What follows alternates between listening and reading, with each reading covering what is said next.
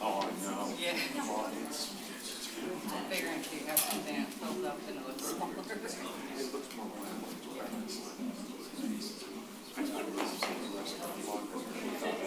Yeah. The ones that have like a million views on YouTube. When the meetings were fun to watch, now it's boring. I'm gonna end up sort of staying last night. I'm like, no, nothing exciting happened. Now I have to walk more. All right. More into, you know. Hello, everyone. It is June 4th, Tuesday, 2024. I'll call the city regular meeting to order. Would everyone please rise for the invocation given by Dan Zander, followed by the Pledge of Allegiance. Most gracious God, we come to your name of your son Jesus. We pray for our council meeting tonight. Let this go through. And we just want to be with you and guide us and protect us. Let this meeting go through and so we can get this thing over with, so we can get back to our families and friends. All I ask these things in the name and pray. Amen. Amen. I pledge allegiance to the flag of the United States of America and to the republic with which it stands, one nation, under God, indivisible, with liberty and justice for all. And the first thing we're going to start off with today is the proclamation recognizing Sue Todd. Councilman Curley's going to read it. Would you like to read it from up here? Or No, should we let's go down here and have Sue come on up. We'll go down there and stand at attention.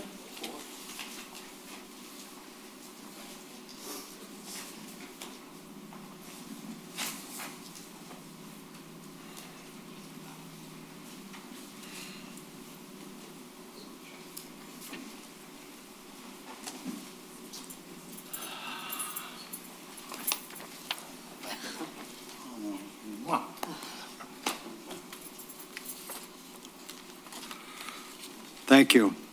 Am I on? Yes? Whereas it is with great honor that the city of Eastpointe recognizes Sue Todd for her distinguished 40-year career and dedicated service to the residents of Eastpointe. And whereas she began her career with the City of Eastpointe Memorial Library in September 1984. And whereas these years of service have been marked by leadership and dedication to the best interests of the community. And whereas Sue has worked for the betterment of the library, which contributes to the intellectual, educational, informal, cultural services and resources to this community. And whereas Sue has significantly enhanced relations with library patrons and the community through the participation of the Friends of the Library, grassroots crews, annual boards and commission events, Kiwanis clubs, Eastpointe Rotary, and the Eastpointe Community Schools. And whereas during Sue's tenure, the library has adopted updated technology dedicated to youth services areas, abolished fines, completed capital improvement projects, established the Library of Things, and developed innovative ways to serve the community during the national pandemic by implementing remote programming, delivered service, remote access to materials available of hotspots, and tutoring database for families. God bless you. I'd read that again, but it's too long. And whereas Sue has served this community in many ways, including her service as a member of the Eastpointe Kiwanis Club, where she has served since 2012. And she has a mentor for many librarians in the state of Michigan and has driven the implementation of innovative technology in libraries and reinforced the importance of libraries being more than books. And whereas Sue has invested in the lives and career of many librarians across the country, serving as an agent professor of Wayne State University, master level students and the Library Service and Information Group. Now there. The mayor and the city council of the city of Eastpointe proclaims that Sue Todd, has hereby recognized for her 40 years of dedicated public service at the Memorial Library, and we extend our greatest gratitude and well wishes as she retires as Eastpointe Memorial Library Director, June 5th, 2024. Amen.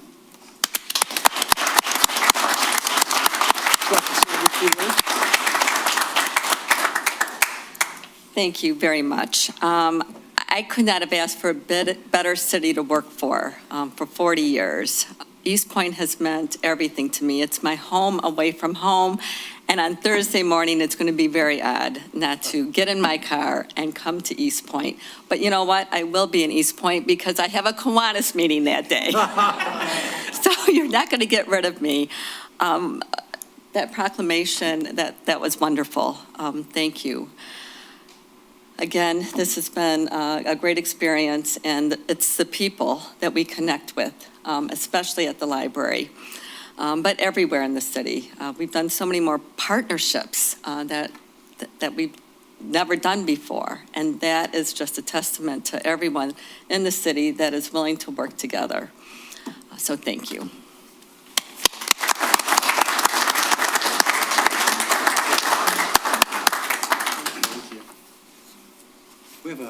Let's skip out there. We have an official photographer?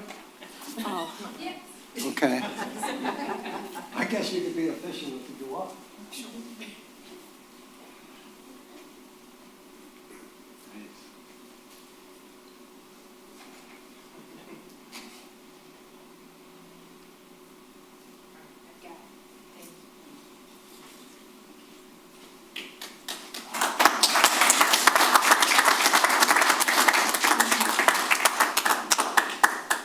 Sue will tell you, take your empty bottles and cans.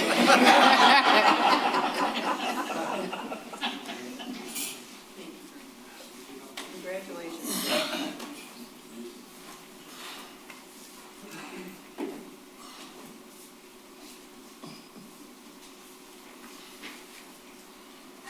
All right, thank you. And we'll move right into, we have a presentation from the Macomb County Public Works Commissioner, Candace Miller. Sue, let me just offer my congratulations as well. You know, I think when the internet started, everybody thought libraries would become passé, right? Right. But the opposite actually happened. They became more important. And that was really so during COVID. I think people really recognized how important libraries are, so congratulations. We set? Good. Okay. Thank you so much, Mr. Mayor and the members of the City Council. I'm delighted to be here tonight, and I bring with me my team, who is Vince Astorino, who is our Operations and Flow Manager, and also Brian Baker, who's my Chief Deputy. Keeps us all running on time there and in the right direction most of the time. And Norb Franz is with me as well, who's my Communications Director. So we come tonight to talk to you a little bit about a number of projects that are happening in our department that have a direct impact on all of you and all of the residents of Eastpointe. And you know, sometimes people will ask me why I left a safe congressional seat to become the Macomb County Public Works Director. But really, my passion is, and advocacy has always been for protecting our magnificent Great Lakes, right? And that starts with Lake St. Clair and here in Macomb County. And I know that that is a passion and advocacy that is shared by every single one of you and all of your residents and everybody in Macomb County. I mean, we recognize more so than a lot of other counties, I think, around the state, since our proximity here with this fantastic natural resources that we have here, how important it is for us to protect it and to do a better job, quite frankly, than, you know, my generation has not done the best job of being an environmental steward. And we need to do better, right, for our grandchildren, for future generations. And I always say that the largest room is a room for improvement. And we have a lot of room to improve as far as protecting our magnificent Great Lakes. So we're going to talk to you tonight and sort of just go through with some of these various projects that are happening. Because Eastpointe, like many communities, certainly in the state of Michigan, all around the country, the older communities have very old, antiquated infrastructure, right? I mean, that's just how it is. And in Macomb County, for the most part, these are the communities that have the combined systems, are Eastpointe, Roseville, St. Clair Shores, Centerline a bit. And, you know, what happens, of course, is when you have a very heavy rain event, the inadequate underground infrastructure is just not at the capacity to be able to handle it. And so, of course, you got a lot of stormwater mixes in with your sanitary, and all of that is running down the pipe, which will show you how the configuration of that is, down from Eastpointe to our primary retention basin, our pump station at Chapaton, which is right at the foot of 9 Mile and Jefferson. And before we go through this, let me also say, and I've mentioned this to the mayor in the past, we extend an open invitation to any members of the council if you wanted to come on a tour of Chapaton at some time, particularly after you see some of the projects we're doing, you may have interest in seeing what all of that is. But we have some great things going on there, and you're going to see how great they are and how they impact you. And then after Vince and I go through some of these and explain them to you, Brian Baker's going to get up and explain to you all the money, how much money we've spent, how much more we have to spend, and how we have been very successful in raising that money so that there will not be a rate increase for our ratepayers. So that's a big win. I've been in government a long time. That doesn't always happen. That's a very big win. So first of all, our mission, as you see up on the screen, and I think you also have a copy of the PowerPoint, but you know, you always have to define the mission for your department, right? And so our mission is water quality. How can we improve water quality? We think obviously water quality equals quality of life. And again, that's certainly so for residents of Eastpointe or anywhere in Macomb County and in this region. And then how can we be a critical component of economic development? I mean, we have all kinds of projects going on all over Macomb County. And we're very, very, very involved in economic prosperity. But a big part of that, again, is our lake and our water quality. Mark Hackle always talks about the blue economy, and that is really so. Press the button. What happens here? I don't know how to run these PowerPoints. Okay. It's like magic to me. So we're going to talk about how we have reduced combined sewer overflows by 75% at Chapaton, which is an incredible number, quite frankly, because what has happened is combined sewer overflows have been being discharged out into Lake St. Clair my entire lifetime, I will tell you that, for decades, right? And that was, as I say, one of the principal reasons I really wanted to run for this job is we don't have to live this way. We shouldn't be living this way, right? Our kids don't want to live this way. And what can we do to reduce these combined sewer overflows? The thing to know about them is they are permitted by the state of Michigan, okay? We are permitted by the state of Michigan, as is Oakland County, as is Wayne County, Grand Rapids, Lansing, some of the other communities, to discharge out into the lake. Many times, though, we are in violation of the Clean Water Act, quite frankly. And I've talked to the state, I've talked to the governor about this. They really should not allow us. They should not permit us to do this as far as I'm concerned. Make us clean it up. But anyway, that being said, we're going to do it. No one has to tell us to do it. I think, as I say, as a county, we have the political will to know that we do need to do better and we can do better. So we're going to talk to you about some of our projects and how how we're making progress. This one I'm going to let Vince talk about, and he's going to go through the schematic plan with you a little bit and tell you where we're located now and in the pipe that goes down and the size of the pipe and what it carries and some of the critical elements of it. Yep, so Chapaton Pump Station, 9 and Jefferson, is at the far downstream end of the pipe. The 8.5 mile district is essentially everything in red that you see on the map. There's a main tunnel that runs underground about 40 to 50 feet deep. It's a 12-foot diameter tunnel, and it runs down this main line through here all the way into Eastpointe. Basically ends around Boulder. Boulder Street is where that ends. The projects that we're going to talk about are kind of listed out through here, items 1 through 4, and we'll go through those in more detail. And then we also have listed on here just kind of the flow allocation, what communities come into the 8.5 mile drain district. So Eastpointe is 54%, St. Clair Shores is 25%, MDOT has a portion where I-94 comes in at 16%, and then the county roads, they have another 4.5%. Anything else you want to cover on here?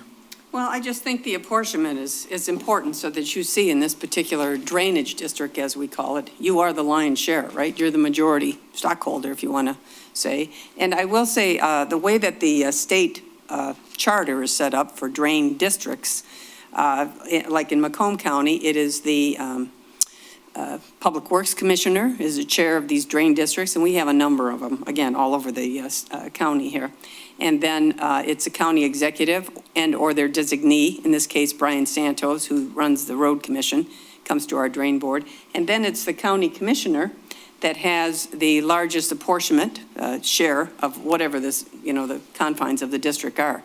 So in your case, obviously, it's Commissioner Sarah Lucido, who has been great, fantastic. And it was someone that you knew very well just before that. Commissioner Kleinfeld sat on it when I first got here. And who was also extremely helpful. And some of these projects started under her as well. But we work very closely, hand in hand. And Commissioner Lucido has been through all of our projects and is very well familiar with them.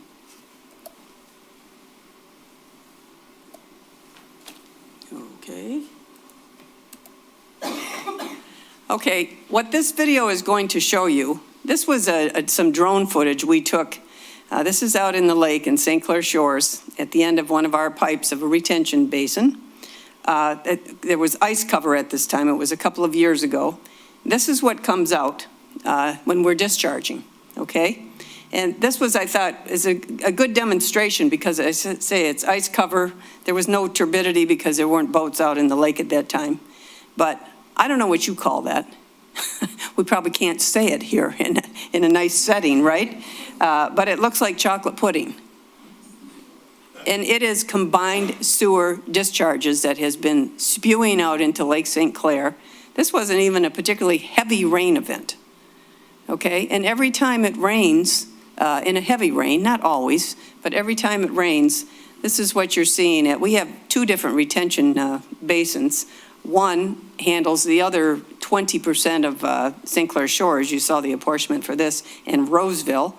As I say, these are the older cities with combined sewers, right? Combined systems. And then this is what it looks like. So I don't think anybody in good conscience could look at that and say, there's nothing we can do. We just got to keep doing it forever. Right down from here is a very nice subdivision with private beaches behind it. And I've talked to Kip Wabi and go, you want to know, or yes, in St. Clair Shores, and say, you want to know why you can never open the beach behind Blossom Heath and some of these things? I mean, it's gross. So we need to do better, and we are going to do better. Okay. Can we cover it? You can cover this, yeah. Okay. Okay. We're So- tag team up here. Once we had our mission, we kind of went through a full planning study, looking at every option possible for how we're going to make this better. We developed a full wastewater master plan and kind of our vision moving forward. And one thing we're going to kind of focus on is utilizing existing infrastructure. Most of the projects that we have that we're working on are using what we have already there and making it better. So this first project that I'm going to go through is just operational improvements at Chapatin, making the facility run more efficiently. What you can see on this image right here, on the right side there, there's the pump station itself. It's kind of a profile view of that. And then the pipe that I showed you going down all the way to Eastpointe, that's this pipe right here, this 12-foot diameter pipe that runs. And it's pretty steep pipe that drops down to Chapatin. In the past, how this facility used to operate is it would hold a level during wet weather events up to about 30 feet. That's this blue line, this lower line right here. And that was fine, there was no issue there, but the concern was that the wet well at the pump station is kind of It's a dry wet well, so you can't see it. So there's manhole covers on this elevation right here. So if the operators were to raise that level higher, there was risk that those manholes would leak, would flood out the dry areas, damage electrical equipment, and so on. So, and then another portion of that was during events, they'd be spilling, and this level they would draw it down instead of holding it at a certain point and just storing it. So what we did was we looked at, okay, can we fix those manhole covers? Can we then raise the level up and store more in the pipe safely? And as you can see, it's very deep here. This is the ground elevation up here. So that this pipe's very deep, so there's no risk of basement backups. But we were able to raise the level by about 10 feet and then store it at that point, at the tail end of a wet weather event.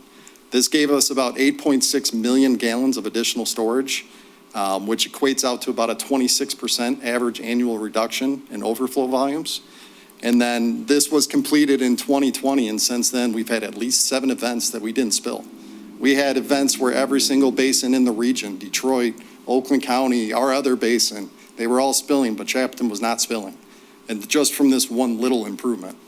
And this one little improvement only cost us $30,000. It was a very simple fix. So the low-hanging fruit.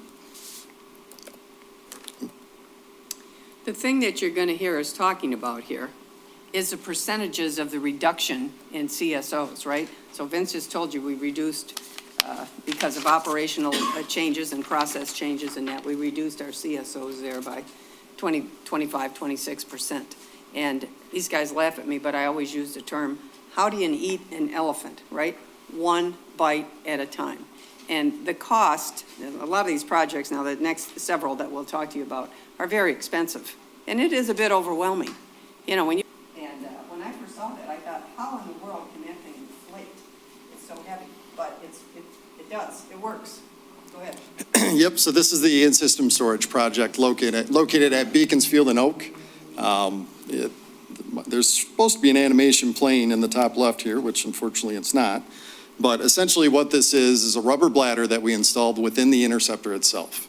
What we found was during certain rain events, that 12-foot diameter pipe would only have 2 feet of water in it, and we'd be discharging to the lake. So we came up with a way that we could put something in there and actually store water upstream from it. And so this bladder that was installed, you can see it in the middle image here. It's kind of a time-lapse footage of it inflating. So at the start of the event, we'd actually put air into it, inflate it, seal off the pipe, and then that will store about 3.5 million gallons of water upstream from it in the pipe safely. I told them it looks like an alien or something going on. In order to get down to the pipe, we dug down about 40 feet deep. That's this shaft on the right picture right here.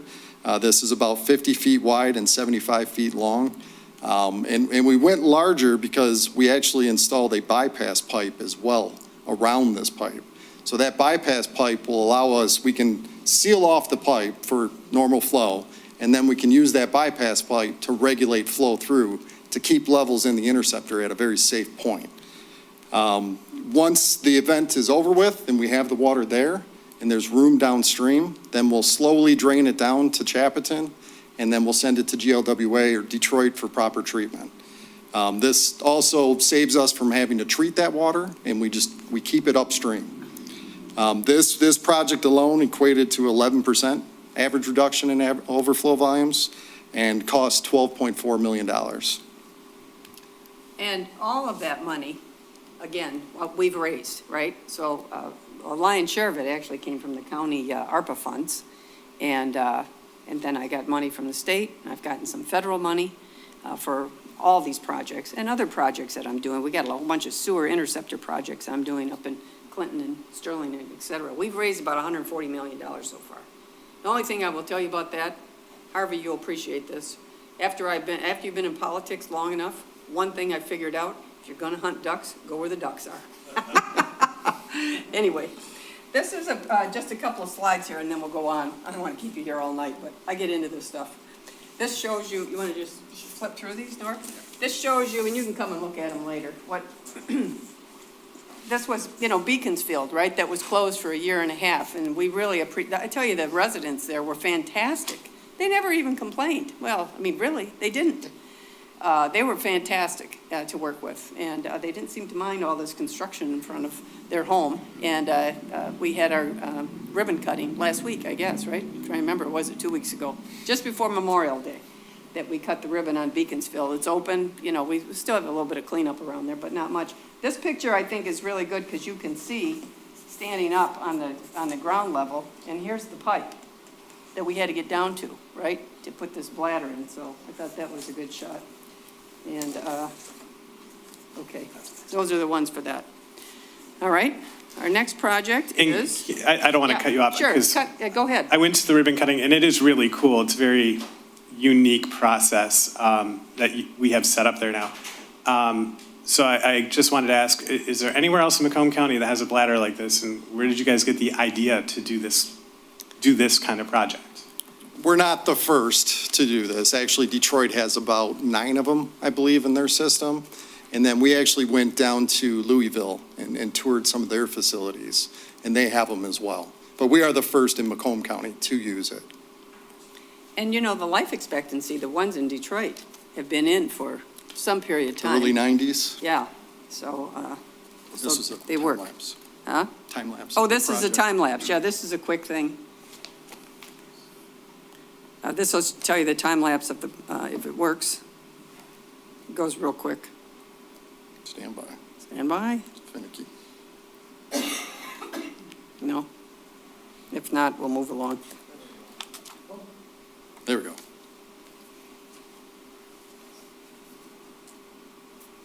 Well, it's a time lapse of the project. It's really good. All right, well. We'll move on. We're moving along here. Okay, the next project we want to talk about is at Chappaton itself, which is our canal expansion. And we're going to, I guess I'll just have Vince go through here, but this is, we've been trying to think about, there's nothing magical about this. You either have to separate your systems, separate the sanitary from the storm system, which, let's be honest, would entail ripping up streets and, all kinds of things, and huge amounts of money, which is probably not a realistic thing. Or you can retain, right? You can retain water, and that's what our projects are all really designed to do here. So why don't you just talk about this one then? Yep, just to give you a quick overview, the Chappaton retention basin is to the left of this building. It's a 28 million gallon retention basin. Once that is full, it will then spill over a weir wall and then come out into this canal. This canal this was the existing canal. This was about 3 million gallons out there. And once that was full, there's gates here at the end. We would open those gates and it would spill to the lake, just so you have an idea. So keeping with the existing infrastructure, this was another spot, and we spent a lot of time working through this, probably 2 different designs. We had permitting issues. It was like a 4-year process, but we finally got it through. And the project that we're moving forward with is targeting this area right here. So the first thing that we're doing is the sides around the entire canal. We are raising them above a 500-year flood elevation to protect from higher lake levels in the future. We've also lowered the canal by 4 feet, which will allow us to have more storage and will allow us to drain everything back via gravity into the basin when there's room to send it to Detroit. We've also installed a flushing pipe under the ground. Right now, every time we put water into the main basin, we have to clean it afterwards.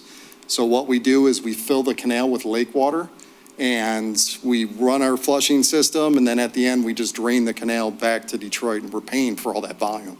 So now we can actually only pull what we need, and we're estimating those savings are going to be about $200,000 a year just from that.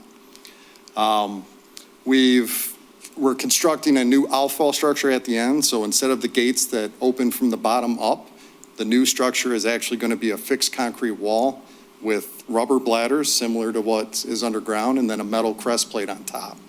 That will allow us to fully maximize the storage. Right now, that 28 million gallon basin, we can fill it in about 30 minutes in a really big event. So that 3 million gallons, those gates take about 10 minutes to open. So as soon as we start putting water in there, we're opening those gates and we lose all that storage because the lake comes back.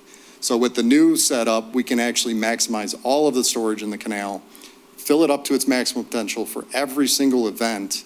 And then if we have to discharge, we just let the air out and the water will go to the lake.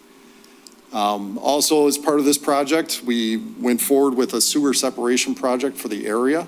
So the Chapton Basin roof is all concrete. The Fishbones parking lot, 9 Mile Road from Jefferson to the lake, all of that's being separated. And they're going to be put through a storm pipe that's going to go right to the lake. There'll be a trash capture device on it. We'll pick up any debris that comes through, keep it as clean as possible, but ultimately keep that storm water out of our system. The new canal is going to be 13 million gallons of storage, and this project will equate out to about a 38% average annual reduction in overflow volumes. This is a $27 million project, and we're right on track with that number. Do we have pictures in there? We sure do. Okay. I mean, if you think about it, right, we said 26% reduction, then we said 12% reduction. Now we got a 38% reduction, so it's starting to add up to some real numbers, right? So this is what the canal looked like. You're looking from the lake down, right? There's the Shore Club Tower right at the foot of 9 Mile. So you're looking back at how it was. And now, this is a picture of it. Oh yeah, this is a picture they're looking at, I guess. This is what you're looking at here. This is after excavation. This was about a couple of weeks ago, a week ago or so. We still have about 5% of the soil to take out of there. But you can see what we've done. We just built this big hole in the ground, right? And, seawalled it all in there. We've got beautiful fences all around here. We've worked very closely with the neighbors, et cetera. And they're building this catwalk so that we can change up our weir as well, right? Mm-hmm. This is a cool picture that Vince took, was it last week again? Yeah, last week. He says, you got a lake out here right now. This is after he was filling it, just to try to get a sense of how it would be. But this is only about 8 million gallons, and we're going to go to 13 million. So it's going to go up about another 4 foot or so. 5 feet. 5 feet. So there's going to be a lot more storage in there. And why don't you just tell them what happens once all of that, after all the flow and you're holding it, how long is it in there and how it dissipates then?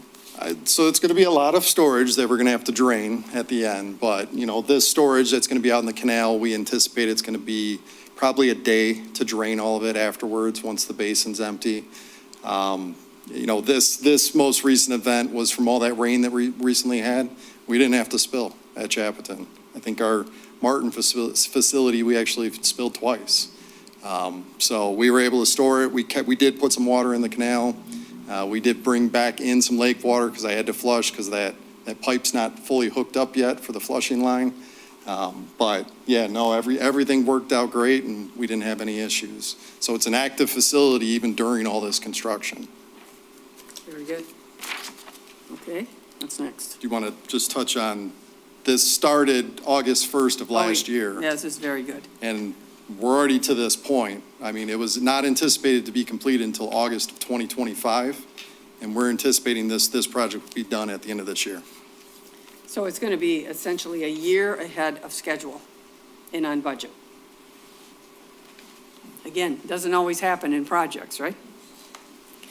And then I think this is the last thing we have on here to talk about is we're upgrading all of our electrical. Guess what happens when you have a storm? The power goes out, right? And so this is a big concern to us. This Chapton pump station was built in 1968. We actually have pictures. Hubert Humphrey cut the ribbon with Tom Welsh back in the day. So it's, and most of the electrical is almost from 1968. So time to upgrade, but as anybody knows, upgrading electrical right now is incredibly expensive. And in addition to that, we wanted to purchase some generators, right, to give us some redundancy when the power goes out. And they are also incredibly expensive for the pumps that we have down there. And so this is a $15.5 million cost for us to upgrade all of this electrical. Again, very expensive proposition, but again, we've raised the money for that. Although we're probably not going to be doing all this electrical upgrade for about a year yet. We've bid it, we've let the bid, but you can't even get, these guys are going, we won't be out there for a year. So that's what's happening in the electrical marketplace. But anyway. In this part, I'm going to ask Brian Baker to come up. He's our, as I say, my chief deputy in all kinds of different areas, but he's always keeping our numbers there as well. Good evening. I've got great news that, as Candace and Vince said, we're investing $55 million when you add it all up among the four projects to dramatically reduce CSOs into Lake St. Clair. Even better news, 98% of these investments were funded by grants that we were able to secure. So between county and state ARPA funds, only 2% of the cost was needed to be funded by the 8.5-mile drainage district.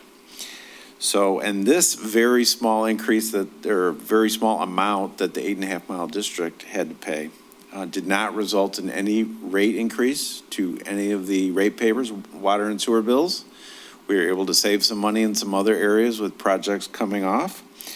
So, great news, less CSOs, no cost to the ratepayers, and all funded by one-time grants that were supposed to be transformative, and that's exactly what we've done. Candace has been able to do, transform this with no impact to the residents, so very good. Okay. So that's our presentation. We really appreciate the gracious invitation, really, to come and present to you today. And again, here we are, right? This is what we're about. We're trying to protect Lake St. Clair, improving water quality, 75% reduction in combined sewer overflows, no cost to Eastpointe. Obviously, we got the other 25% to work on.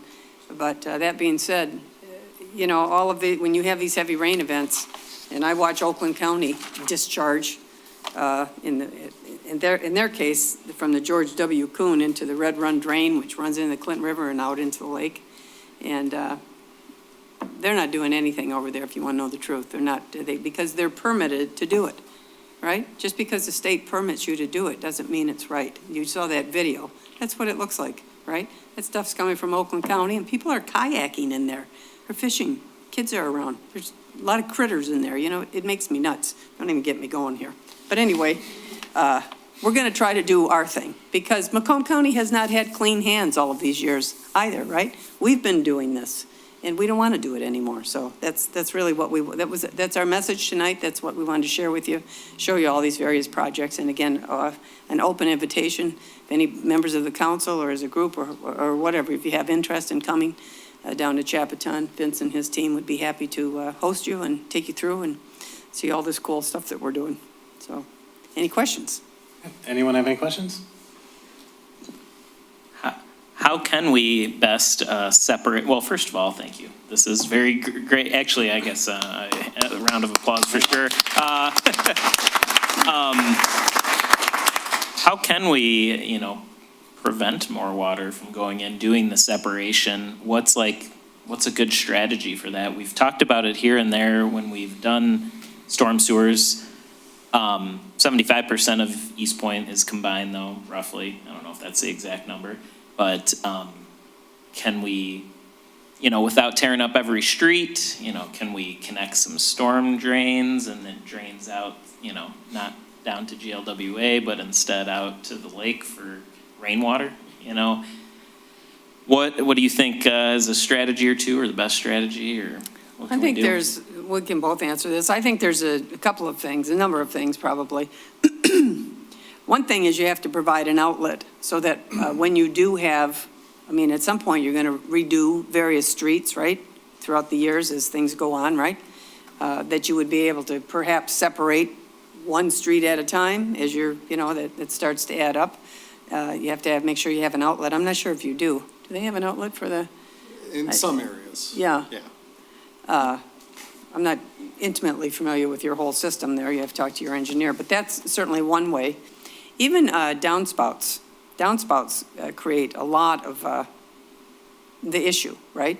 It's sort of individual stormwater management. I know that there were some cities that actually required that people, did various things with their downspouts so that they weren't going into the system. So I don't know if you have any kind of a project like that. I know St. Clair Shores has done that very effectively, and some others as well. That's something you could do. Certainly green infrastructure, which is, it's a minimal amount that it actually helps, particularly in an area like this that's already completely developed, right? You're not going to start bulldozing buildings and plant willow trees. That's not happening. But where you can encourage green infrastructure, planting of various kinds of things that, soak up the water, that is very helpful. And I don't know if you have a rain barrel program here. We've talked about that. We're thinking about that a little bit, of doing something sort of countywide, actually, is what we're looking at, where we would help people with understanding how they can do things on their individual properties, right? With rain gardens and rain barrels and these kinds of things, even though it doesn't seem like a lot. People generally want to do something themselves, right? Whatever, whether you got a 40-foot lot or a 100-foot lot, whatever it is, if they're able to do it. What else? Really just coordinate with us. I mean, if you have a street repair program, replacing utilities anywhere, give us a call and see if we can work with you and figure out a plan to separate it or whatever can be done. Like Candace said, how do you eat an elephant? One bite at a time. So just chip away as you go. So I think we have talked about, and I'm sure we haven't done it yet, but even if it's a street or whatever, we're resurfacing or reconstructing, but we can't even directly connect. Does it make sense to put, like a second line, or I don't know exactly how it works down for the future? Who knows how much further down the line you'd be able to connect. Right. And that's where the planning comes in, making sure that you have an outlet to actually send it somewhere, and it can be phased over time. So. okay. Need to figure out these outlets, I guess. Got to talk to your city engineer, right? Maybe just, that would be something, have them give you a comprehensive overview of the city and what kinds of opportunities you might have. Even to retain, Oh, sure. There might be areas where you could build some sort of retention. The city of Warren also has, they have issues, right? And they discharge into the Red Run drain, have forever. But to their credit, they are spending upwards of almost $70 million now. They're about to have their system online. That's a lot of money. That's a big city. That's still a lot of money. So they are doing this. What they did actually is they bought an old elementary school. And they are building a retention basin under that, right? And various things so that they don't keep discharging out into the Red Run drain. So. That's only a few blocks from us. Yeah, it's going to be a fantastic thing when they're done, and that will make a big difference in water quality. So, but they've been working at it for, all the time I've been here, and I think even before that. So 8, 9 years, but still, it's just about ready to come online. So. Any other questions? I would just like to comment first, thanks for coming out.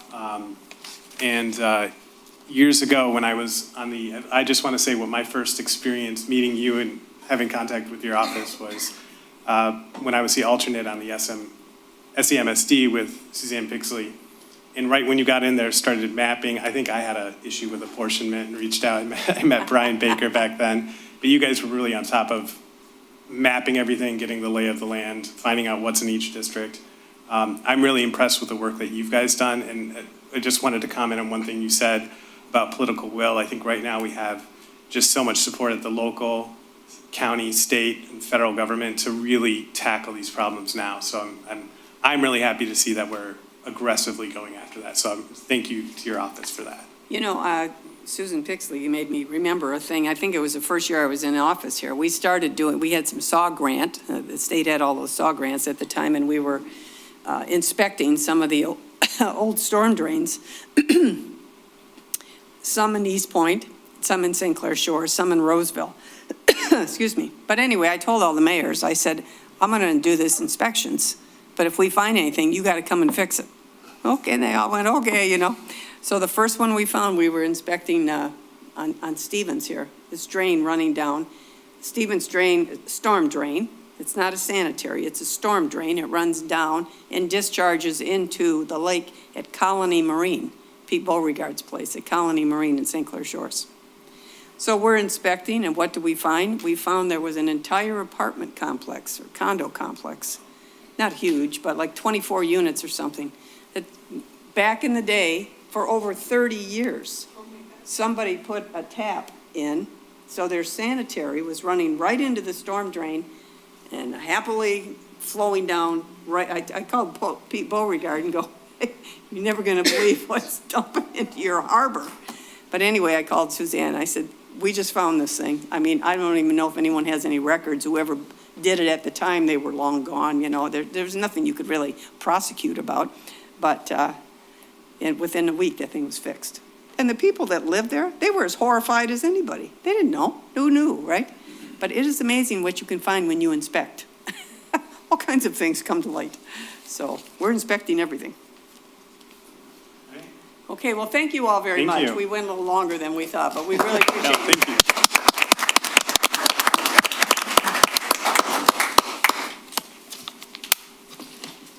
All right, and we'll move into roll call. Please call the roll. Councilmember Baker? Here. Councilmember Curley, Here. Councilmember DeMonico? Here. Mayor Kleinfeld? Here. Councilmember Shadlick? Here. We'll move on to item 2, approval of the agenda. Would anyone like to make a motion? Motion to approve the agenda? I do have one question. The Pride Month resolution, I believe, should be presented as a proclamation, not resolution, just based off of the nature of what resolutions are. And if it's being proclaimed or celebrated, I think it should be a proclamation, not a resolution. But that was the only thing that I saw with the agenda. And I know that you had raised this issue with me prior to the meeting, and I've went back and looked at a couple of meetings. I've seen them kind of go either way. I think my personal feeling is going forward, they should be resolutions, or we should start voting on our proclamations as well. I think that run into hiccups when we have a proclamation and we don't know if there's going to be support, if 3 members are even going to sign it, if it's presented. We haven't had a problem so far, but I would prefer to keep it on as a resolution for today. Yeah, Mr. Mayor, I agree in general about we probably should at some point discuss the proclamations and resolutions. And Councilman Baker, as you know, I think both of us have not signed a proclamation because it's not voted on, it's just been on the agenda, and we haven't really determined, is it like, okay, business is 100 years old, that's a proclamation, everyone's probably going to sign that, hey? But then we've had some other things that maybe are not as straightforward, or vice versa, so. But I guess for this one, I'm fine with it being a resolution.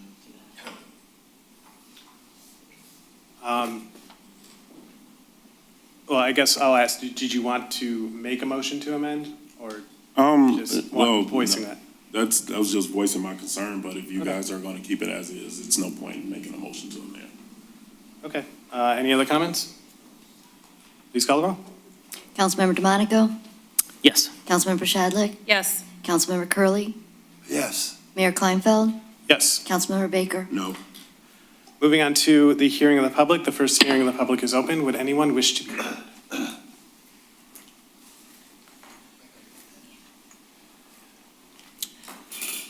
Good evening, Mayor Kleinfeld, council members. My name is Gary Sasek, Eastpointe resident for 73 years. And I'm here to just discuss a couple of things I've either become aware of or observed, and it relates to the tennis courts at the Military Museum. We had a situation where, with the sale of the Military Museum, we no longer have access to power to turn the lights on for the tennis courts because it was located in the basement. And we have a situation where Eastpointe Community Schools no longer has a tennis team, but Harper Woods developed a tennis team, and their coach used to be the Eastpointe Community Schools coach. Because Harper Woods didn't have a team until this year, they had no home courts. So they rented 3 home game courts from us, 3 days worth. And the other thing I've noticed is we don't have lights, but for our community members that may use the tennis courts, for people that are using the tennis courts, Mr. Trahan and his group, and now Harper Woods, I feel that we really owe it to our community to have at least 1 or 2 porta-johns there, since people using that facility don't have any access to a restroom. And I just would like you to think about that and see if there's some way you can resolve it, because I know roughly a year or 2 ago, Mr. Marucci was looking into what it would cost to move a power control for the lights outside. And that's all I wanted to bring to your attention tonight. Thank you. Thank you. Anyone else wish to be heard?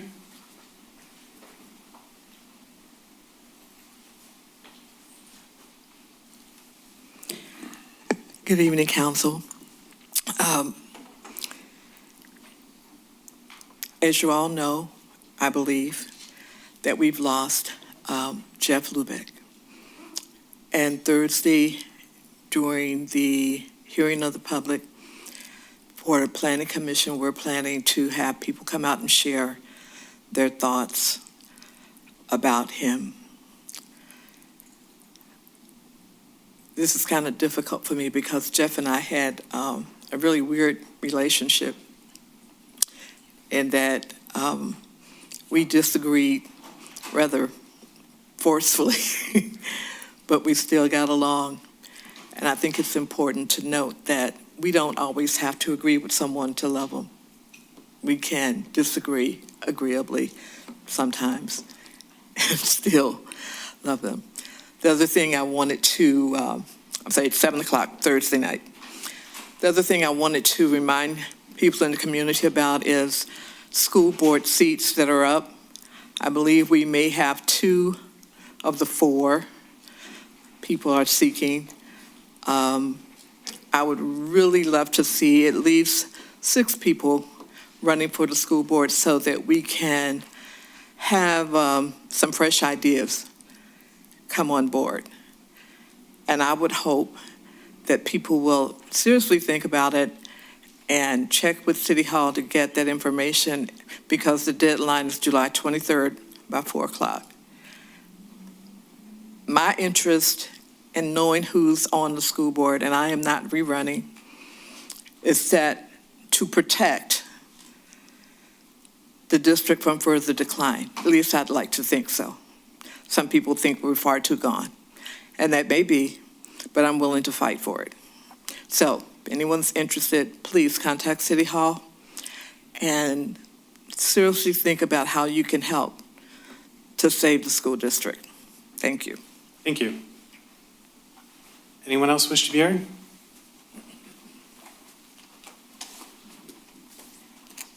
Hello, everyone. As you know, I'm Sarah Lucido, Eastpointe resident. I'm also a member of the Oddfellows, and I'm here today to welcome Nikki, who is the vice grand over at the Oddfellows. So she has a few things to say here. Good evening, you guys. My name is Nikki High. I'm the vice grand for the Eastwood Oddfellows, and I understand that you guys approved our special license for the Gratiot Cruise at the last meeting, contingent on pulling a tent permit, which I promptly did on May 23rd, just to let you guys know. And I just wanted to say thank you for approving that, and I'm sorry I didn't make it to the last meeting. I didn't know you guys were voting on it. If you guys have any questions, let me know. Thank you.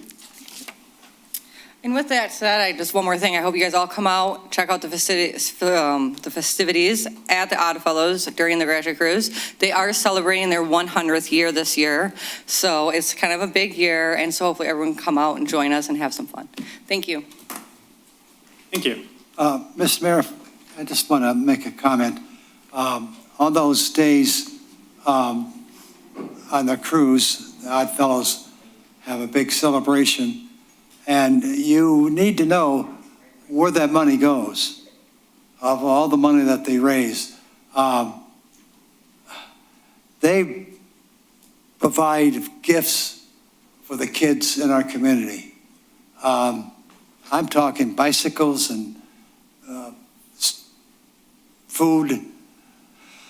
It's an incredible thing. I sat there a couple of times when I was the mayor, and just to see the people who work it are so dedicated to helping the young kids and the children and moms and dads who come in there. So I guess I'm encouraging to go there and spend some money. I don't care if it's a Budweiser or a Diet Coke or a hot dog or whatever.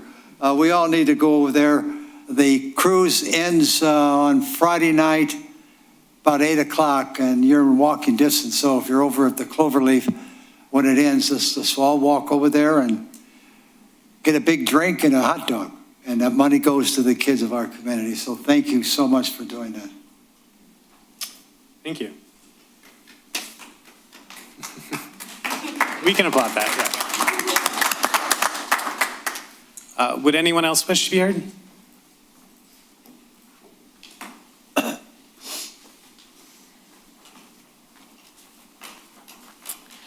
Good evening, Mayor and Council. I'm Linda Flans, Eastpointe resident. I'm here to just put in a little complaint on the Big Boy property, 22765 Gratiot.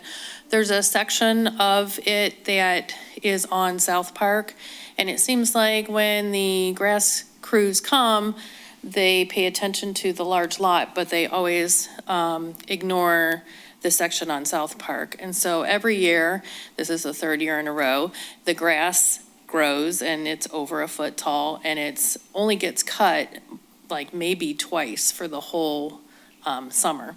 So I emailed on 5/20, and I looked in BSA today, and there's still nothing listed as far as a complaint for grass. So if something could be done on that, that would be great, especially with the Gratiot cruise coming up, because it really, anybody that pulls onto South Park, that's what you see is 2 foot tall grass to the left. So, and it is part of Big Boy's property. It is their responsibility, but it would be nice if it could be taken care of. Okay, thank you. Thank you. Anyone else wish to be heard?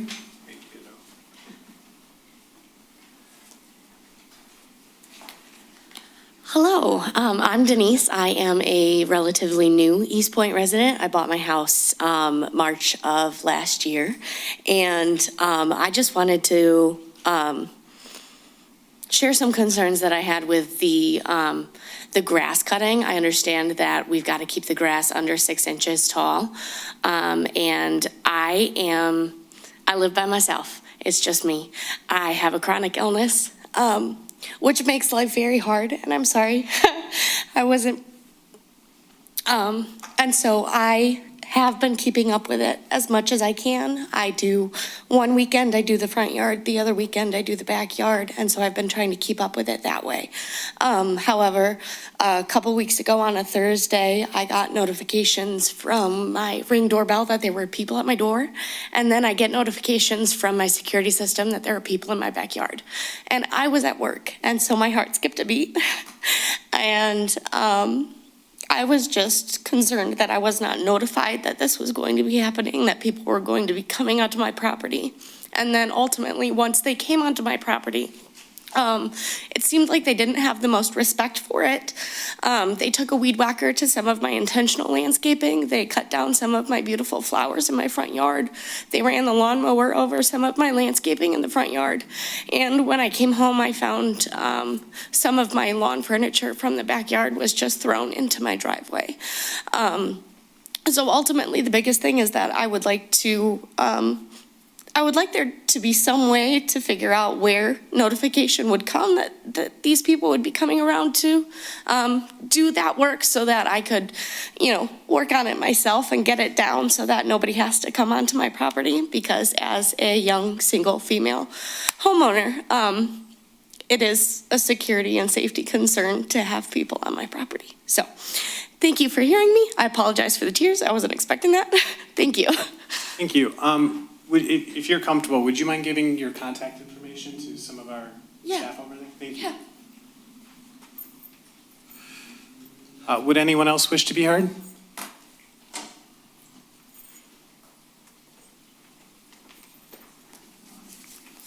Hidal Toma, Eastpointe resident. Good evening. I'm here to petition the city council to put on the agenda a vote to call for a ceasefire and peace and then the end of the destruction of Palestine, its people and its animals. The millions that are left traumatized, displaced, homeless, no shower, no clean clothes, no clean water, loss of jobs, schools, having to walk miles and miles to a destination they will be told to leave again, and that's even if they survive. They have been murdered on video, waiting in food lines, sleeping in tents. They have been murdered in hospitals. Doctors have been murdered, hospital staff and their families have been assassinated. They have murdered journalists in their own homes, targeted assassinations. All these are war crimes under the Geneva Convention. This is genocide by its very definition. A group forced from the communities and murdered under the guise of Hamas is hiding under every corner and hiding under every desk. They have murdered food aid workers, United Nations volunteers, animal rights staff. They have bulldozed cemeteries and attacked drivers delivering food and pet food. Israeli troops have bombed the only remaining animal shelter. They have killed farm animals in targeted practice. This is all documented by Al Jazeera on video, by the United Nations and eyewitnesses, and by investigative journalist Max Blumenthal, and by the Israeli troops' own mouth. The United Nations has called this a genocide, and the International Crime Court has issued arrest warrants for the Israeli government. Israel's president and war cabinet have repeatedly said Palestinians are animals, and they should leave and go live in the Negev desert. Our tax dollars are being stolen to give to Israel to commit this mass murder. Now AIPAC, the foreign lobby, owns 80% of all American politicians and makes laws to call peace activists and basically terrorists, the same definition they call animal rights activists terrorists. The Palestinians have suffered this basically land grab 75 years ago by the Rothschild gang, and the people at that time were murdered and have been ever since. It's called a Nakba, N-A-K-B-A. And God help you if you end up in an Israeli prison or jail, especially if you're a woman. Israel is the #1 organ trafficking spot in the world and top 5 in human trafficking. The Jews in Israel are from Eastern Europe. They are from the Khazarian region. They are Ashkenazi Jews. They are not Semites. Palestinians are Semites, so they can't be anti-Semite or anti themselves. You have about 30 seconds. Thank you for your time, and I'm just calling for a resolution or some kind of a proclamation, the same as what Ann Arbor has done and other municipalities. They just basically call for peace, and just call for peace and just call for a ceasefire. Thank you. Thank you. Would anyone else wish to be heard? Anyone else?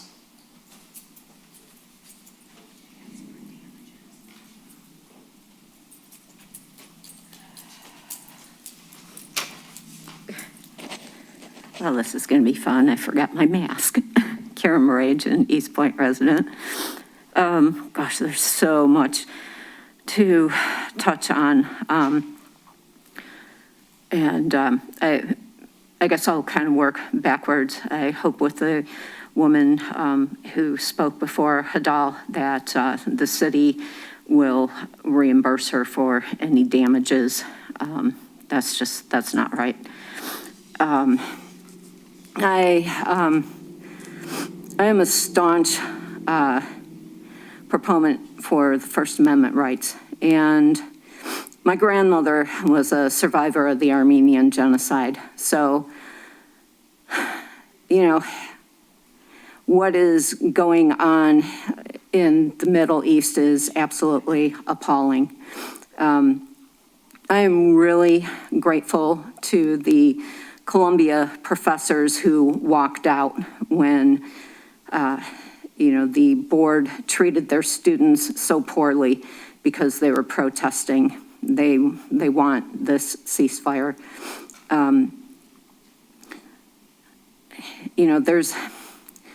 There's peaceful protests. There are those who do peacefully protest. I do not support any violence in protests. That is definitely not covered under the First Amendment. I'm not happy with numerous universities that are ignoring their Palestinian students. What I really think would be ideal is that they seek independent mediators to sit down with both sides, because you really do need a neutral third-party mediator to have some kind of resolution.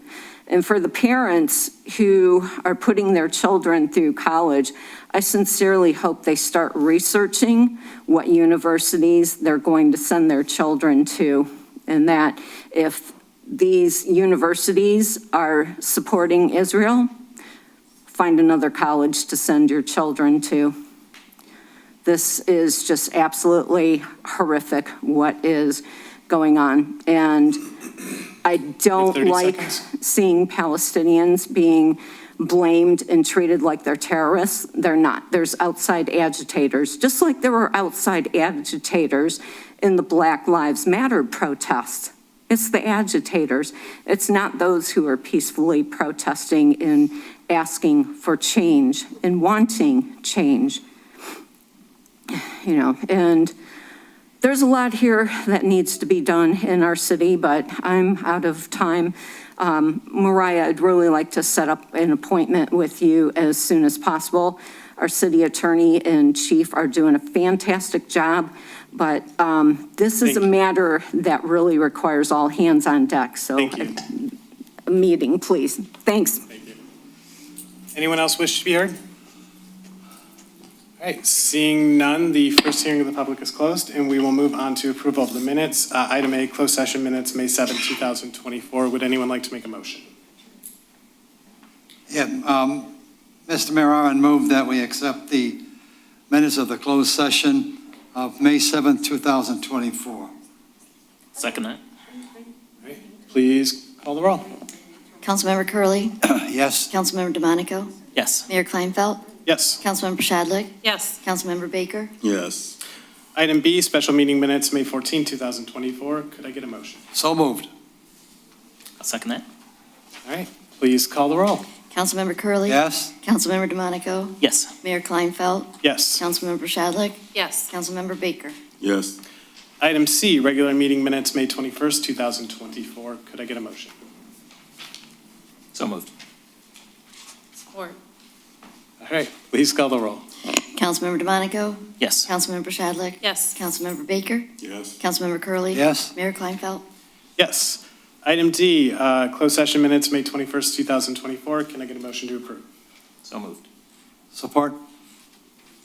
Please call the roll. Councilmember DeMonico, Yes. Councilmember Curley, Yes. Councilmember Baker, Yes. Mayor Kleinfeld, Yes. Councilmember Shadlick. Yes. We have no scheduled hearings or unfinished business, and we'll move on to reports from administration. Mariah Walton. Thank you. Good evening, Mayor and Council. First, I'd like to congratulate Sue Todd. It's been an honor to work alongside her for the past 4+ years. And many don't know from the library, Sue is also such an incredible team player, as everyone kind of shared over at the library earlier, but she's also been an integral part of our transition in our clerk's office and letting her staff assist us for the past 4+ years in the elections, and then even when we had transition in the clerk's department, allowing staff to come over to help. But most also may not know her husband is also an incredible clerk. He spent 40+ years in the clerk's profession and is by far one of the most knowledgeable in that field. And so just her direct connection has provided assistance for us in those late hours of election. So she has served, her family has served, and we are very, very thankful and appreciative of Sue Todd and her service. I'd also like to, John is not here tonight, but I know council got a chance to meet our new building official, John Myers. He has joined us as of last week. So we now have an in-house building official and are moving forward with an assistant building official. So we're very close to having our building services back in-house, which has been quite the task. So I appreciate council and the community's patience with us as we kind of bring things back in-house and keep them organized after the help of McKenna. We are continuing to replace lead lines in the city, so we have the 2 contractors that have been working and replacing at least 3 lines per day within the week. So we're moving that very, very quickly for lead lines. But I also would like to announce that we had an update from the county in regards to the filter availability. The city will have filters available through September 30th of this year. We have them here at City Hall, at the library, and over at DPW. After September 30th, those will need to be requested through the county. So if you do not have a filter or you need replacement cartridges, please get those from us here. You can pick them up the day of. We have them available in stock at all 3 locations. After September 30th, you will have to contact the health department directly at the county and put in a request, and they will mail those out. So it's not even very quick to get a replacement cartridge, so I encourage everyone that does have those to get those from us in person before September 30th.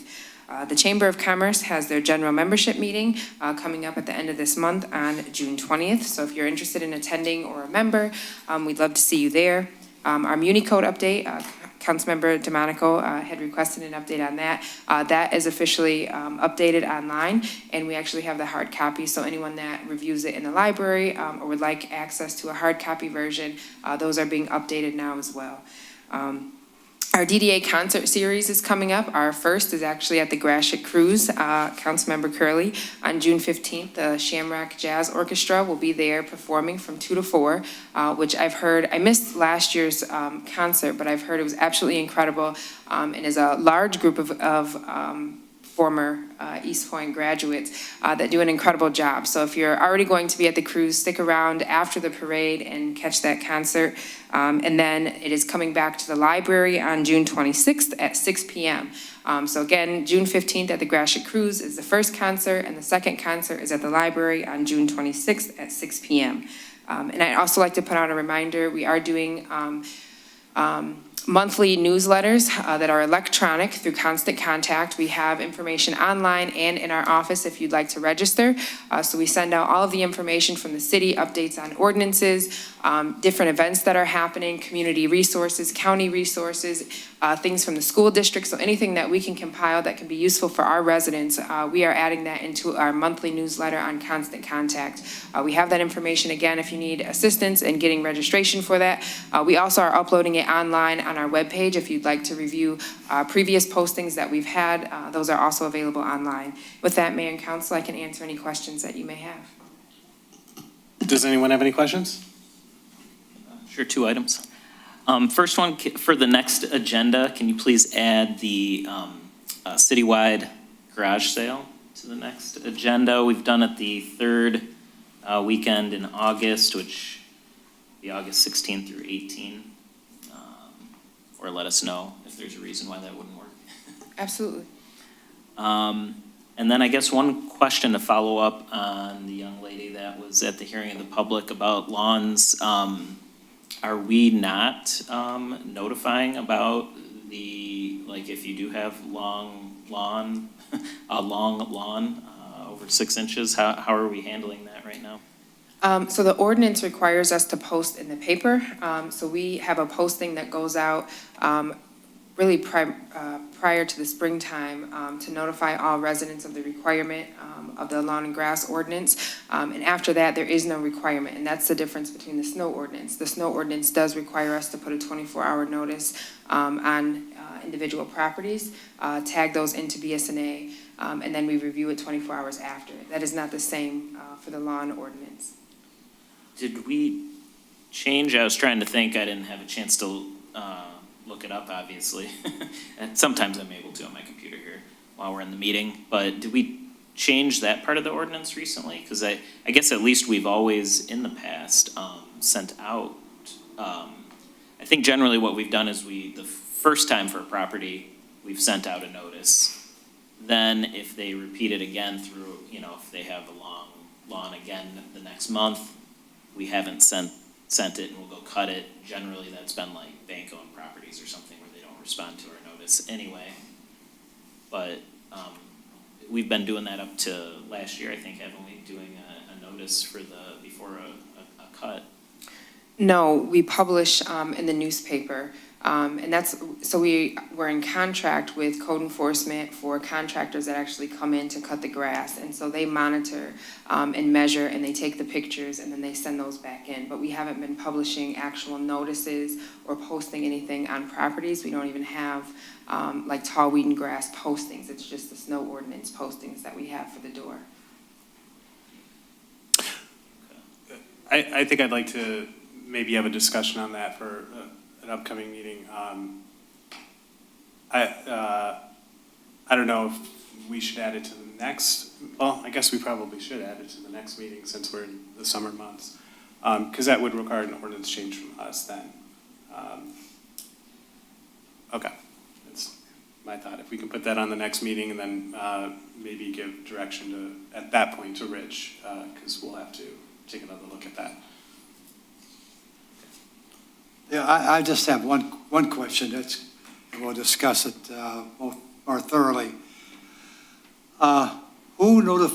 You have one or two companies that go out and cut the grass, maybe one company? Yes. Okay. Who calls that company and said, go out to, let's see, it's Mr. Curley's house, 24519 Lexington. It's more than 6 inches. Who makes that determination? So it happens two different ways. The contractor is responsible for monitoring going through the community. They'll usually come in on certain days and drive certain neighborhoods, and they keep track of like where they're at, and they typically operate kind of clockwise around the community. We also keep a grass list in our building department, so we do get complaints, as Ms. Flans had reported. We do get complaints of tall weed and grass, and so we do send those to one of our clerks in the building department. She maintains that list and sends that update over to the contractors every week so that they know where the problem areas are in the community, and they can kind of arrange to hit those areas as well. Okay, I've got a lot more questions on it, but let's wait till it's on the agenda. Thank you. Any other questions for Ms. Walton? All right, we'll move on to Finance Director's report, Mr. Plum. Yes, Mayor and Council. Today, I received information from Michigan State Treasury. The state has set aside $35 million for a local government retirement relief grant program. Any community that has a combined pension and OPEB contribution that exceeds 22% of their general fund revenue qualifies to apply for the grant. We are one of those communities. It's going to open up on June 20th, and I plan on applying unless somebody tells me no. But it's not going to be a lot of money, but any money is better than nothing, so. Well, when you say a lot, what's that? The 35 million the state set aside, the preliminary list of communities totals over $58 million. Our number is only 331,000, but because they would allocate it, we're going to get somewhere around 200,000 if everybody applies for it. Apply. Thank you. We'll take it. And that's all I have. So. Any questions? All right, we'll move on to City Attorney's report, Mr. Albright. Thank you, Mayor, members of council. I did circulate an email regarding an update involving the opioid settlement that the city has been receiving. I did get notice from the administrator last Friday, and just for the benefit of members of the public and anybody that's watching, the city will be receiving a distributor payment number 7 in the amount of $11,621.45. Allergan payment in the amount of $7,196.35. CVS payment in the amount of $6,855.39. Ativa payment in the amount of $5,609.67. A Walgreens payment number 1 in the amount of $8,201.15. Walgreens payment number 2 in the amount of $4,551.62. And there is also a payment coming from settlement with Walmart, and that amount is $65,344.02. And I also received notification that they are in the process of settling a case with Kroger as well, and I anticipated that I will be applying for that as well. I didn't know if I needed council approval for that, but certainly I should be receiving that paperwork here in the coming weeks, and I plan on registering for that. And then once I get a payment schedule, I'll report back to the council with what those payments will be to the city. And that's all I have, Mayor. Also, the council's in receipt of our monthly status report. I'm happy to answer any questions. Anyone have any questions? All right. No, Mr. Mayor, I apologize. I wanted to ask this as the meeting started. Are we live? Are we reaching the people in Eastpointe this time? Does anybody know? Yes. Thank you. All right.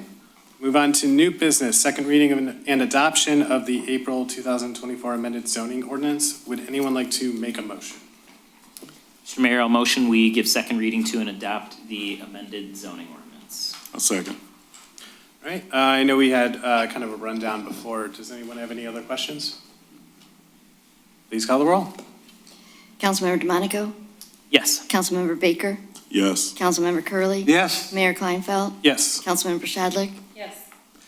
Moving on to item B, which is introduction and first reading of the Downtown Development Authority's amended development plan and tax increment financing plan, ordinance 24-1237. And I think, Mr. McCain, did you want to speak to this at all?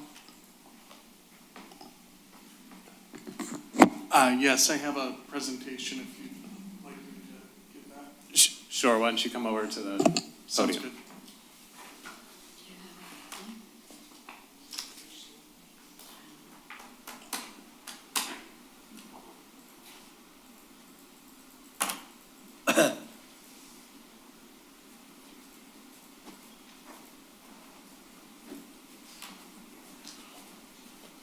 Okay, now, grab the thing.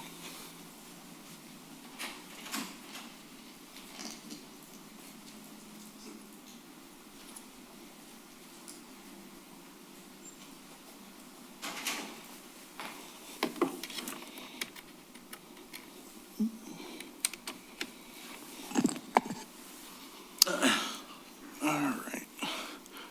Good evening, Mayor and members of council. Just getting down to my presentation here on the agenda.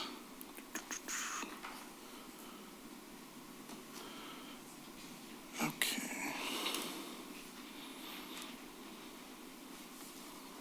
Let's see if I can make this full screen.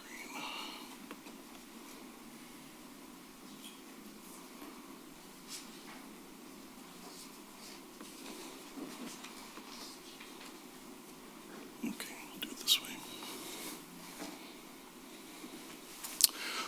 All right, good evening, Mayor and members of council. I'm just here to present an overview of some of the updates that the DDA board has been making to our development and TIF plan, which was previously updated in 2008. We got some pictures from last year from the soundproof band when they were playing at the library in June. So they will be back again, as City Manager Walton alluded to. Very excited to have them back. So for your reference, the Downtown Development Authority under Michigan state law is governed by Public Act 57 of 2018, Chapter 125-4, and then these are the particular sections that govern the requirements for the TIF plan, the development plan, the amendment process, and the determination of public purpose. So the plans, the goals and direction of the DDA are defined by these two plans. I believe the mayor aptly described it as this being kind of like the master plan for the DDA. So this was first created in 1986, largely to redevelop several blocks of vacant and frankly derelict properties, which eventually became Eastbrook Commons and the Rite Aid. So you can see some of the older pictures. I always forget the name of the building where the Rite Aid was, but the two-story brick building, the second image down, was on the corner where the Rite Aid was, and then you had other one-story buildings there where Eastbrook is now. So the document is available on our website, the updated version as required by law, and then the draft development and TIF plan is also available at the city clerk's office. So that's a print version. So the development plan really focuses on a couple of major areas. First is economic development, or economic, which I describe as preserve and grow. So how are we keeping the elements that we like, that we enjoy, while also expanding upon those, making sure that we're always finding ways to improve and enhance the district. Aesthetic, that kind of leads into and matches well the first section, economic, and that's design and beautify. So how are we using design best practices, utilizing our engineers and our urban planners to kind of come up with the latest and greatest in terms of design and beautify, bringing flowers in the summertime, public art, something that I think is a little bit newer to the district, but something that we definitely like to see more of. Circulation, safety and flow, whether it's for cars, whether it's for pedestrians, whether it's for cyclists, we want to make sure that everyone can navigate the district safely and that there's a consistent and cohesive flow from all those different transportation methods. Facilities and services, I summarize as improve and invest. So how can we continue to make the public spaces and places within and near the district better? And how could we continue to invest, reinvest in the district? Buildings and site improvements, enhance and enforce. So again, how are we continuing to improve and enhance the look and feel of the district? And how are we making sure that when there are vacant or abandoned properties, when there are buildings that aren't applying or aren't adhering to our codes and ordinances, that we are actually enforcing those and taking them to task? For example, the Big Boy property, is there an issue with the grass? Okay, how do we address that? There were some issues that we had earlier in the year with dumping. So making sure that we're reaching out to the owner, setting the clear standard and giving them a timeline when they need to resolve those issues. Land use, density and development. One of the things that we focused on in our zoning ordinance update is how can we increase density? How can we increase mixed use development? And how can we not only build upon what's existing, but also bring new development to sites like the Big Boy property. And last but not least, the DDA cannot work on its own. The concert series is a layering of funding from different partners.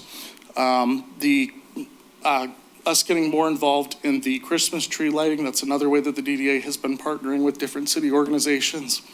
And then also, how can we bring in and recruit more volunteers to support these efforts? How can we get the board more engaged? How can we get them trained on how to be the best board members that they can be, and get those volunteers trained as well? So just to give a brief overview of the TIF plan, our current millage rate is 19.3686. And that's throughout the city, and then the county is 5.5460. So 80% of that amount, those are projected revenues, are available as debt service. So basically the purpose of amending this plan is to extend the life of the TIF plan from its current life, which would end in, what would that be, 2038, and extend it up to 2054. Based on our finance director's calculations, the total levy for this year at a tax rate of 25.7879 would be $124,339.15.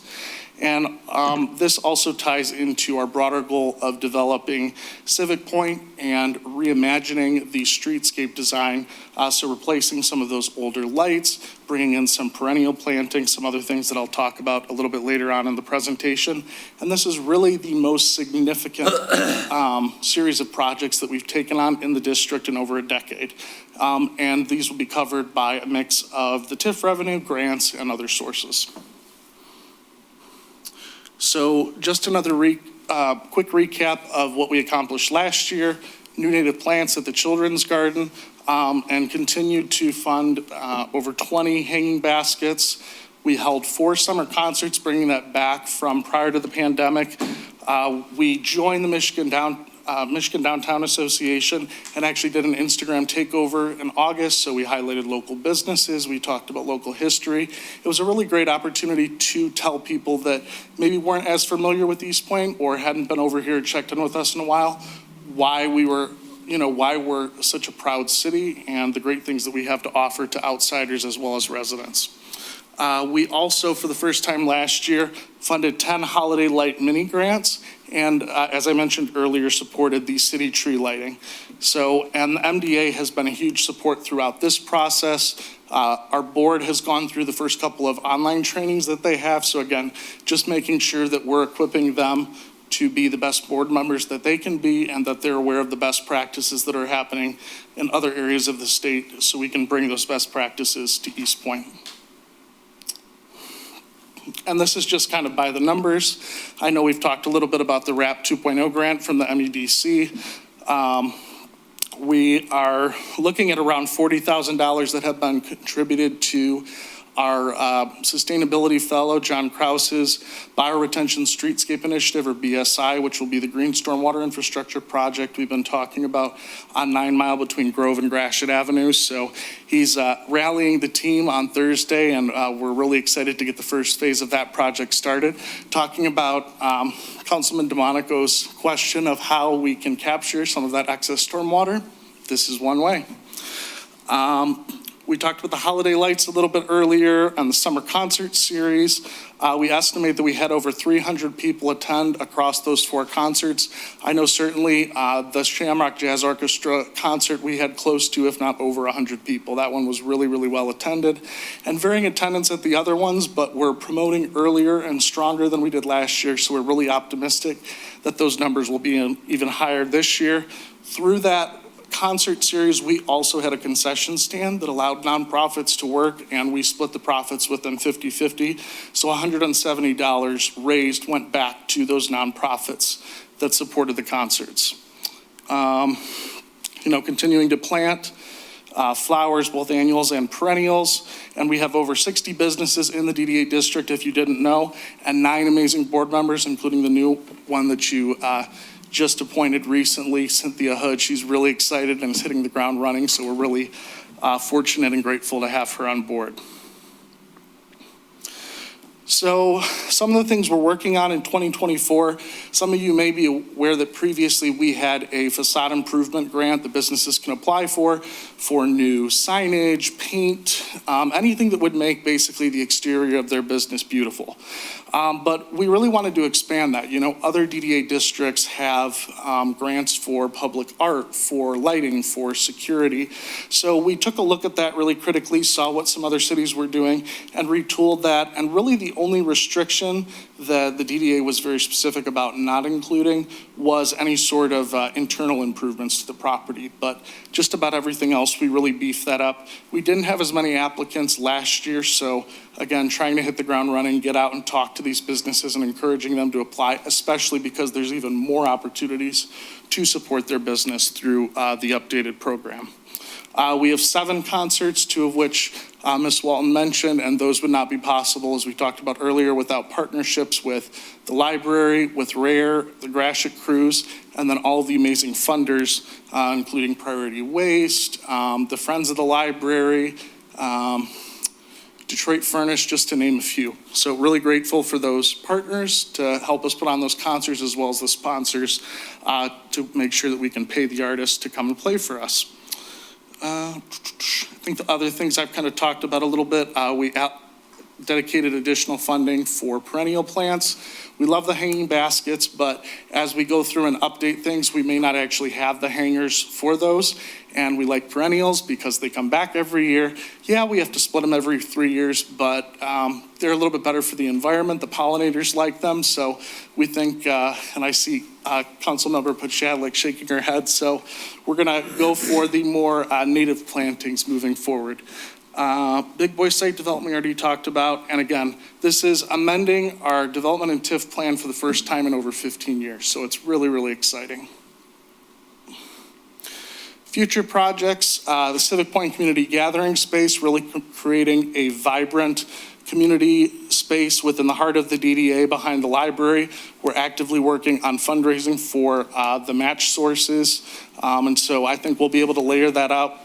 We've been having conversations with different philanthropic funders, applying for grants, so I'm optimistic, and the MEDC has been working with us and understanding that we're turning over every stone to try and make this happen.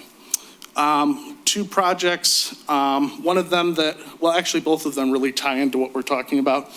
The Bioretention Streetscape Initiative, and the Community Solar Initiative. The BSI is really, ties into John's project that I talked about earlier, but we would love to expand that throughout the rest of the city as well, in particular along 9 Mile Road and Kelly, as we're going through and talking about the planning and redevelopment of those major commercial corridors. And then the Community Solar Initiative would, as it pertains to the DDA, focus on including solar power within Civic Point Community Gathering Space.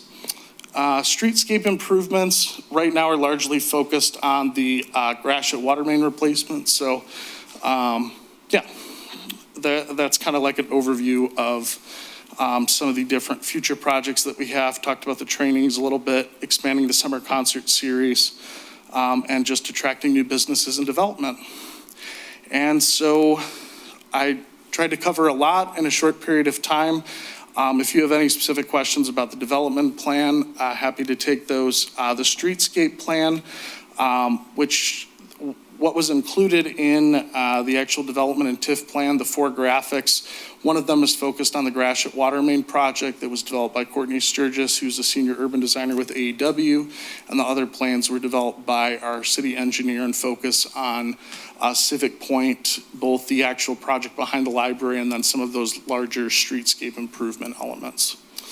And then any finance questions, of course, we can direct to our finance director, Mr. Blum. And with that, I'll take any questions that you have at this time. Thank you. All right, does anyone on council have any questions?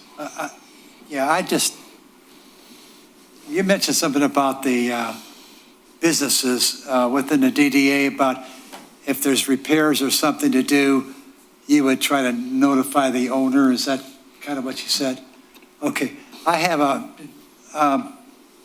Denise came up earlier, the first hearing of the public, and told us a story about somebody came in and mowed her grass. I'm not saying it didn't need mowing, but then somebody came up and notified us about Big Boy. Big Boy's been empty for way too long. And if the grass is truly that high, and it probably is more than 6 inches, why hasn't the people that we hire go out there and just do it? I mean, we're talking about we're going to notify the owner. Well, we don't notify the residential people unless they get the paper, and I don't get a paper. I would never know that the city's looking at me to cut my grass. So this plain question is, why don't we send somebody out there to mow the grass at the Big Boy? That's the question. I can answer that. Okay. So we have received the complaint and they are on the grass list. We don't control, they're not here every single day cutting grass. And I know in general, the city doesn't want to be in the grass cutting business, but we do have the list.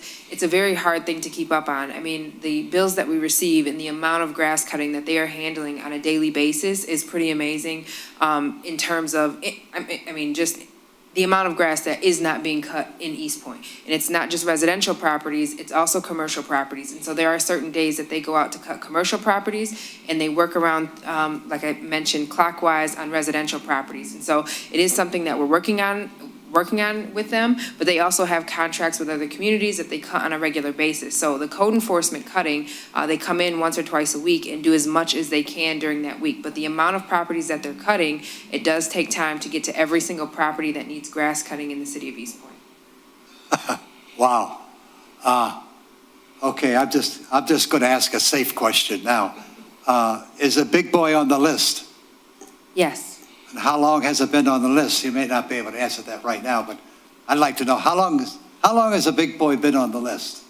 I know for at least a week. I'm aware that the complaint has come through, but that property has also been a regular code enforcement property, whether it has to do with the grass that is growing on one side or the other across the fencing. That property is consistently code enforced. I mean, we have vehicles that have been stationed there that we've had to send our police code enforcement officer there. I mean, that is a regular property that we are attending to in many facets in the city of Eastpointe, not just grass cutting.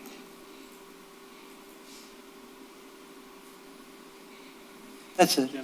Okay. I don't want to ask anymore. Does anyone else have any questions? Sure. Mr. Mayor. Thanks for the presentation. I guess my first question was, Ms. Walton, the email right before the meeting, let's see, let me back up here. He asked if there were any changes, and I guess there are some text changes to the plan from last meeting. Yes, so I actually responded to that email with all of council, and I spoke with Ian right prior to the meeting. And there were some small changes that were made to the text of the plan. And so we do recommend that it is tabled. We do need to go back to a public hearing, provide the updates that Mr. McCain has made to that item, provide that document online and to the public for those 15 days so that they can make comment to city council at a future meeting. And then I guess maybe my other question was for the 4 drawings that are in there, if we're approving, so say we do approve the plan in a couple weeks after another hearing or whatnot, are we setting a goal for ourselves that we are going to do everything in those 4 pages, or is that more of a hope, I guess? Because I'm just asking because we really haven't discussed anything in detail, at least at the council table. I mean, of course, in those 4 pages. Does that question make sense? So you're asking if we put this in the plan, are we basically committed to doing everything that's included in those 4 pictures? Yeah. The way I would answer that is that, much like a master plan, this is a visionary document. So the elements that are contained in here are things that we would like to do, things that we have applied for grants for, and is largely dependent on current and future funding sources. So as a visionary document, would we like to and do we hope to accomplish all the things that are contained in here? Yes, absolutely. And will we turn over every stone to find the funding to do that? Sure. Will we necessarily include every single element? Again, that's dependent on future funding and, decisions at this table and at the DDA board table. Quick follow-up. I don't know, this might be more of a question for Mr. Blum, but like what are the numbers? So we received the $1 million match, I guess we'll call it, from the MEDC. How are we hitting the gap of funding, and what is the amount? So far, we've received nothing. There are various grants out there, and there are philanthropic organizations that are being approached, but the additional $1 million, so far it's $0 in additional dollars. I don't know, do you have any actual commitments yet? I believe we talked about using the water main project as Well, the restoration from the water main will, restore part of it. And that will cover some of it, but, there's still a long ways to go. All right, thanks. I had one question. I know that I have not looked at it, but referenced I believe it was the statutory requirements for the process of redeveloping. Since there's been changes, I assume that must mean there's been changes since the DDA actually voted this forward. Does this have to go back to the DDA for another vote to refer to us? I don't know, I'm just asking. Yes, if there's contextual changes to the plan, it should go to DDA to formally approve and then come back to council for a public hearing. To schedule a public hearing, we would need to put the document out for the 15 days so the public has a chance to review it and make comment to council before council formally approves. And if I understood, you were recommending tabling the item for that process? Correct. Okay, so I guess I was just trying to get at how long do we need to make sure to give administration enough steps or time for all those steps? Do you know when your next DDA is this month? It's a week from today. So we can have this on the agenda for DDA. My guess would be we could do a public hearing at the July 16th meeting for city council. So if, as long as DDA approves next Tuesday, that would provide us time, as long as council is okay with the public hearing on the 16th, to publish notice. We'd have time to make the document available, and then also have the posting requirements completed to have the public hearing on the 16th of July. So I guess with that, I'll go ahead and make a motion to direct administration to schedule a public hearing for July 16th and publish notice pending approval from the DDA on the amended plan. Support. Anyone have questions? You made a face. Did I need something added to that motion? Okay. Microphone makes noise. Oh, okay. Sorry. Excuse me. Please call the roll. Mayor Kleinfeld, Yes. Councilmember Pashadlik, Yes. Councilmember DeMonico, Yes. Councilmember Baker, Yes. Councilmember Curley. Yes. All right. Mr. Mayor, I apologize. I hate to keep beating a dead horse, but I'll go back to the big boy. You made a eloquent rationale as why it's not done yet. My one question, we hire this company, correct? Yes. And we pay their salary, correct? No, the residents that are code enforced pay for the fee, an administrative fee for those properties to be cut. And if it's not, then So it doesn't come from any taxpayers. we pay the upfront costs, but those costs are recouped and are billed to the residents for the properties that are cut. Okay, the question I have is there any reason why we can't call whoever you hire to do this and say, look, I'm the city manager, and I would like to have you take the big boy and put it on the top of the list? We can certainly call and reiterate it. I typically don't on specific properties because of the amount of complaints that I get of grass cutting. I would be doing that for just about every property in the city of Eastpointe. I understand with the big boy, we send code enforcement out. Every department code enforces that property based on the violations that have been there. Well, I know, but for the I'm past only couple years.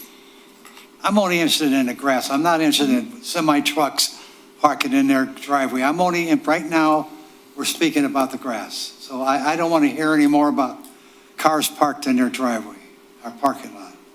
I'm just asking, could you not call and have them? If not, I'm going over there every day. You said it's been on their list for a week. I'm going over there every day just to see if it's done. And if it gets into 2 and 3 and 4 and 5 weeks, then we're going to have a problem. I think I'm fine with just asking Mariah, when you communicate with them, ask them to put it at the top. Did I just say that? Yeah. I'm just reiterating it, Oh, all right. if you wouldn't mind doing that. No, that's fine. All right, anything else? Thank you, Mr. McCain. Thank you. All right, and we'll move on to item C, adoption of resolution 24-1982, declaring June 2024 as LGBTQ plus Pride Month. Would anyone, I suppose I would like to read this out, but would anyone like to make a motion first? Sure. I would move that we approve and accept resolution number 24-1982, declaring June 2024 as LGBTQ Pride Month. Support. All right, and if council doesn't mind, I just read it briefly. A resolution declaring June 2024 as LGBTQ plus Pride Month. Whereas the city of Eastpointe respects the value and dignity of each person and affirms the importance of equality and freedom. And whereas Eastpointe is a town that welcomes family in any shape because everyone deserves a place to call home where they are safe, happy, and supported by friends and neighbors. And whereas the city denounces prejudice and unfair discrimination based on age, gender identity, gender expression, race, color, religion, marital status, national origin, sexual orientation, or physical attributes as an affront to our fundamental principles. And whereas, by Pride Month began in June of 1970 on the one-year anniversary of the Stonewall Uprising in New York City after LGBTQ+ and allied friends rose up and fought against the constant harassment from authorities and the discriminatory laws that have since been declared unconstitutional. And whereas the city appreciates the cultural, civic, and economic contributions of the lesbian, gay, bisexual, transgender, queer plus LGBTQ plus community, which strengthens our social welfare. And whereas it is imperative that the young people in our community, regardless of sexual orientation, gender identity, and expression, feel valued, safe, empowered, and supported by their peers and community leaders. And whereas Eastpointe is an accepting and loving community that encourages LGBTQ+ people to celebrate their authenticity and live without fear or shame. Now, therefore, be it resolved that the members of the Eastpointe City Council declare the month of June 2024 as LGBTQ+ Pride Month in the city of Eastpointe, and we affirm our commitment to the fundamental principles of equality, liberty, and justice. And I just wanted to read that out for anyone watching the meeting to hear that at home. Is there anyone who wants to comment on that? Please call the roll.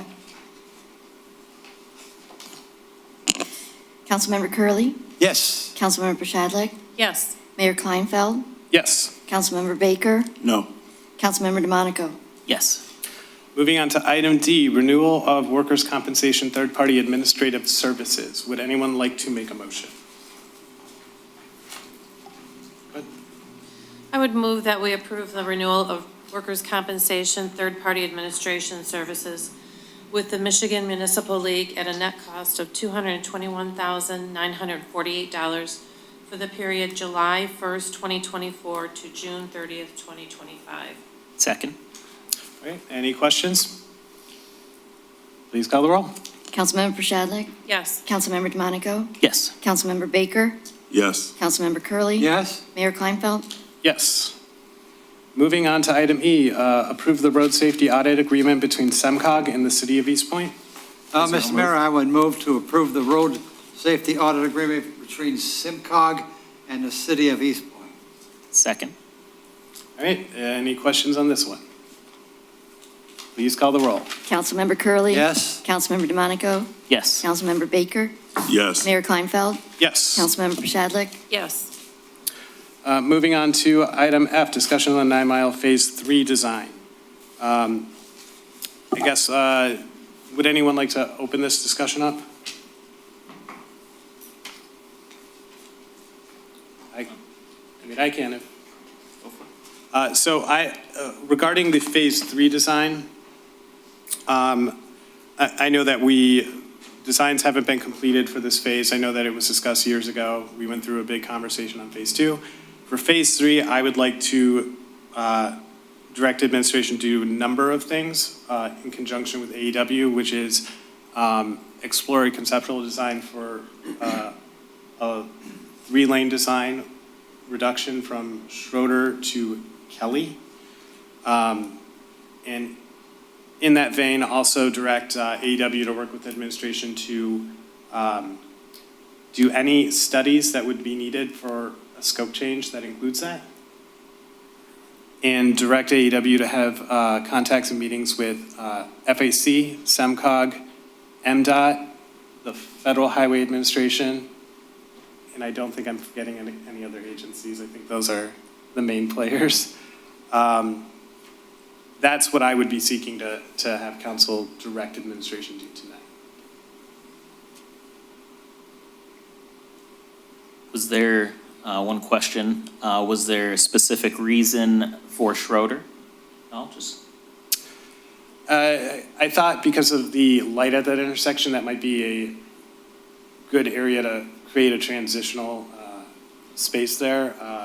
I'm not really married to Schroeder. It could be before then. I just know that AEW is going to have to look at really any possible transitions along that road.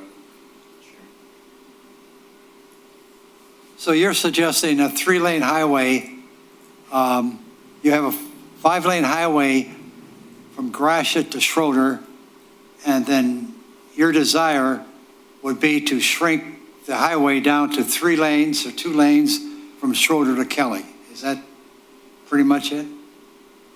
Yes. and your reasons for that. I mean, what are your, we went through this thing and all hell broke loose throughout the city about reducing it to 2 or 3 lanes. So what, for the distance that you're talking about, Schroeder to Kelly, what's your point? All the same reasons that we discussed previously. I mean, I would have. I forgot them all. Why don't you explain it again, Sure. since it's a new motion? Thank you. As everyone is aware, I would have preferred to probably have it go from the fire station to Kelly, but the funding issue became the main problem with phase 2 and the timeline. We were running into a risk of losing the funding. I'm asking, the previous studies that we had showed that the lane reduction would keep in that stretch, all the intersections with stops and lights would either be graded the same or one intersection was actually improved. So I think it would be an improvement to the flow of traffic. I think it would create a safer road that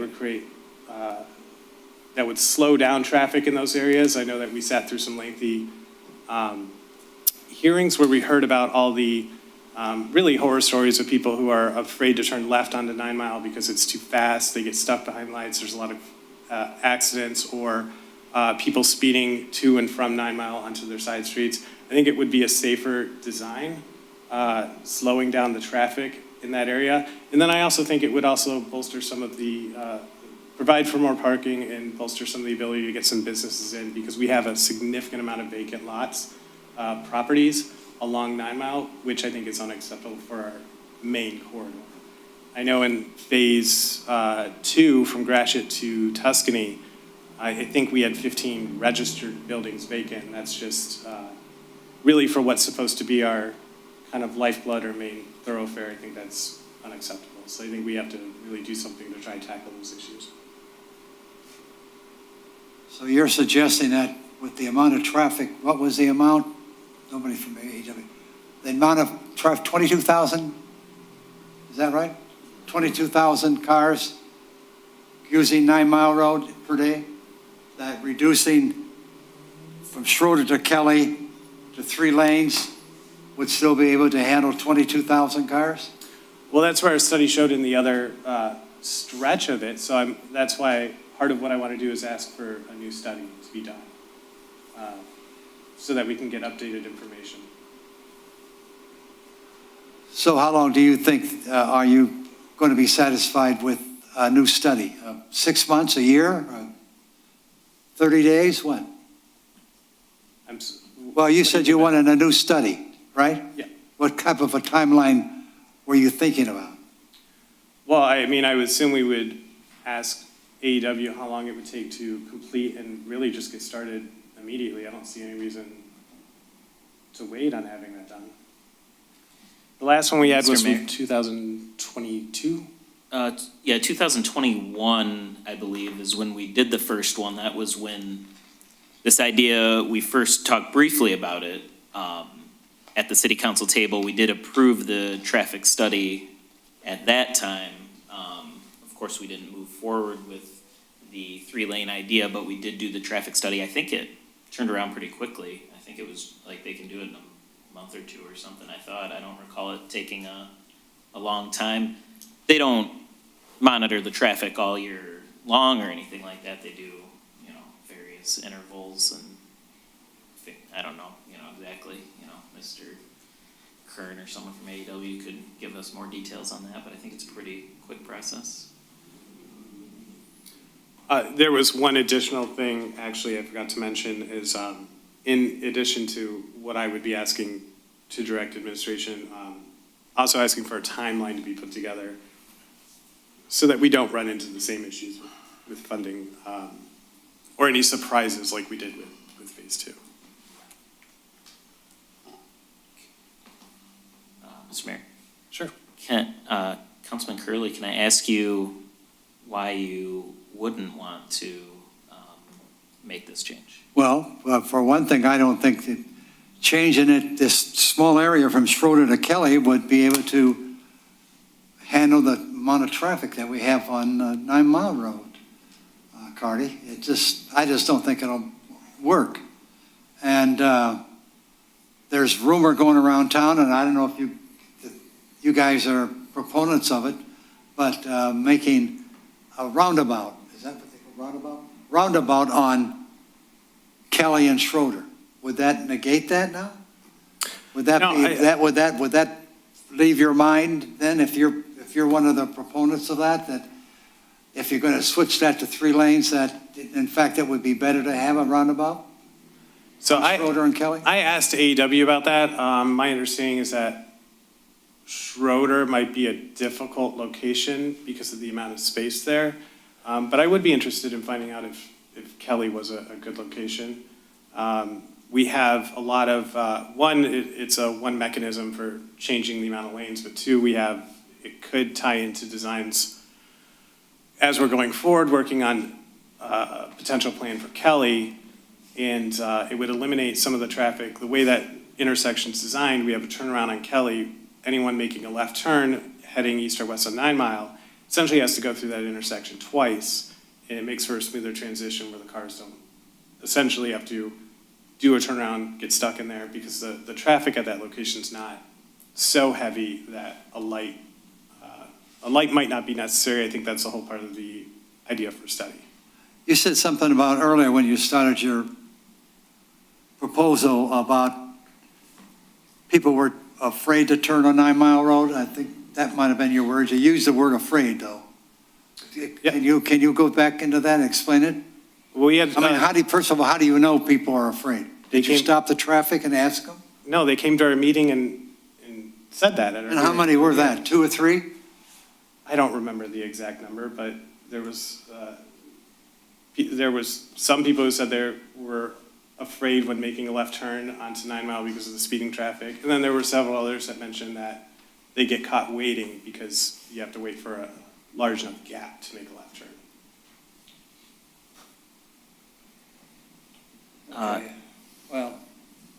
Yeah, I think a lot of the people talking about how they didn't like to turn left or thought it was dangerous were against this change.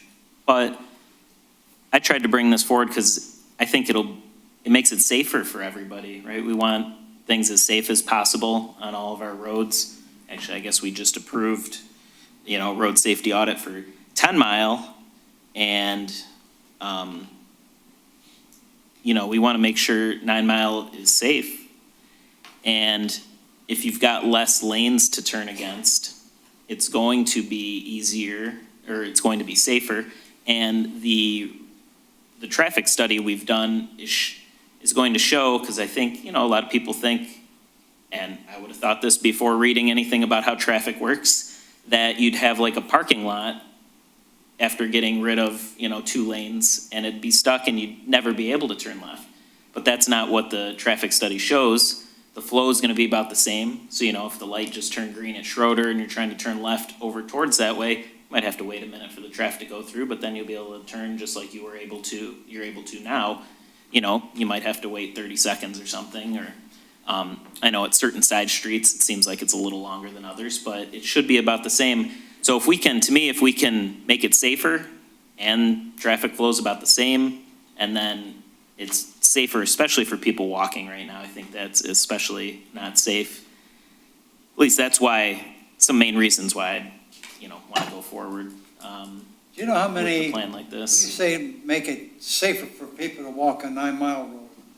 Have you got any stats of how many people have been run over? Well, last week, someone was hit and killed.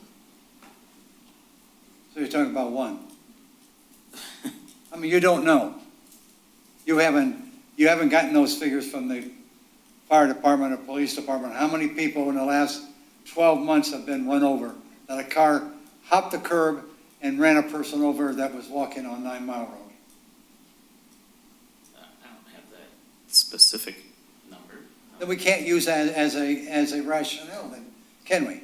We can't say it'll make driving safer when we can't come up with statistics about how many people are literally run over when a car jumps the curb. No, injury in general, like just car hitting person, everything, not just like the one statistic, it'll make all of those statistics safer, from any, studies that you can read about doing things like this. Okay, I just have one more question. On your motion, you said you wanted to have AAW, what was your word again? Help me out. Look at what the possibility of us doing that, or are you asking them to actually sit down and make a plan? So I use the word conceptual design because I think, I know there are several stages to the designing process. My understanding from speaking to AEW is the last stage, when it gets real technical, is the most expensive. So really just preliminary designs that go along with study and things like that, so that we can discuss it before saying, all right, finish up, with essentially the more expensive part of the design process to completion. I think we need more of a concept in front of us first and information from an updated study before we go that far. So you're not convinced because you want to study? Or are you convinced and you want AEW to develop a plan that would satisfy you? I mean, are you? What is your question? Well, the question is, you're suggesting Schroeder to Kelly, are you convinced that this is the good idea? Councilman DeMonico said it would be safer. Less people would be run over by a car jumping a curb, and that it would be safer turning on 9 Mile. I mean, all those things you mentioned, what you're really looking for is a design by AEW. I mean, they can make a design. If you wanted 10 roads, they could do it. Well, I think it's a little unfair characterizing it like that. I'm confident that from all the information we had gotten previously and our previous study, that it would be a safer design and it would be a good idea to look at for this road. But I also think we need to go through all the appropriate steps. So I'm not saying let's vote tonight, complete a design and let's go. I want to start the process so that we can look at it. I don't think I'm skipping any steps here. I don't mean to be, you said unfair. I don't mean to be unfair. And bottom line, I've been running long enough, Mayor, to know that everybody has a right to their own opinion, their own concept. You have a right to do that. I just don't agree with it. And if I said a few things that was unfair, I apologize. But I'm probably as adamant about not having it as you are to have it. And so let's take the vote. Unless my councilperson to my left has something to say. I got my back to you, so I apologize. No, you're good. I'm still here. No, I don't really, because ultimately it sounds like if we're gonna try to reduce lanes from Schroeder to Kelly, then ultimately I would assume that we want the reduction from Kelly to 94, which I don't see as being safer, especially in that area. You have the shopping market, and I believe the traffic volume would probably be higher, but that's just my guess. But when you have all the traffic coming from Eastpointe, turning off of Kelly Road, also coming from St. Clair Shores, coming off of I-94, if the goal is to do a lane reduction there, I think we present a bigger hazard than had we done it in phase 2. And so I fail to see how it's safer. I've seen traffic accidents even in this construction with the reduced lanes now, at least a couple, probably over the last, month or so. I would be against it. I feel like we're just kind of repeating the same process where we're going to have business owners and residents come out again and go through this. And I felt like they've done a good job expressing how they felt about it. And I feel like we should listen to them. Otherwise, what's the point of having people come out? I know we have to follow that procedure, but if we tell people we want to hear from them, and if we're not going to listen to them, then what's the point of telling them or encouraging people to come out and have these conversations with us just to say, hey, well, we hear what you say, but this is what we're going to do. Frankly, I don't think it's, I don't like the idea of it. I've walked 9 Mile. I've gotten out, done my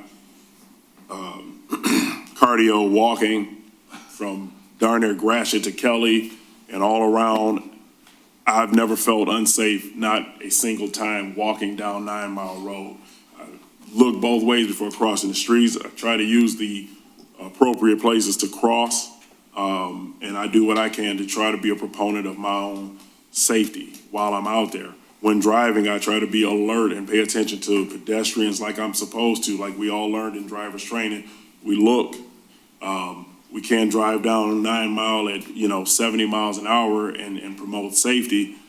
But I see people driving that way even with the construction. People are barreling down the roads. People do it down side streets. So I'm not really convinced that narrow or reduced lanes is necessarily going to slow people down. I understand what the studies say, but I also know what I see walking out the house every day.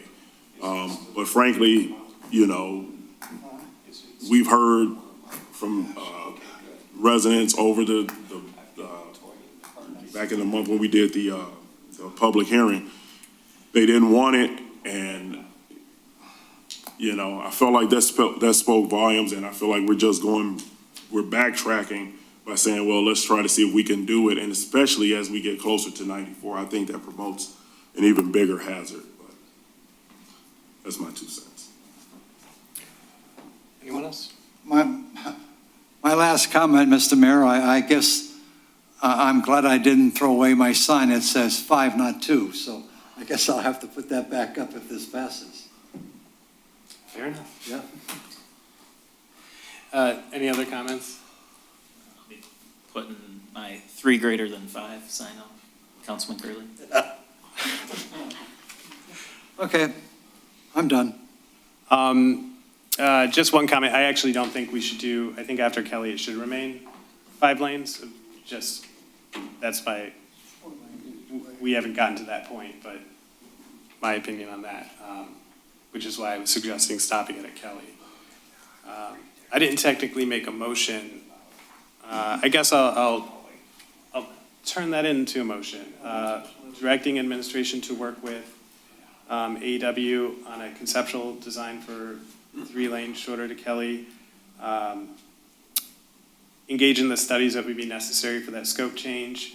Engage with FAC, SEMCOG, MDOT, and the Highway Administration, and develop a timeline for the project. I know that's a mouthful.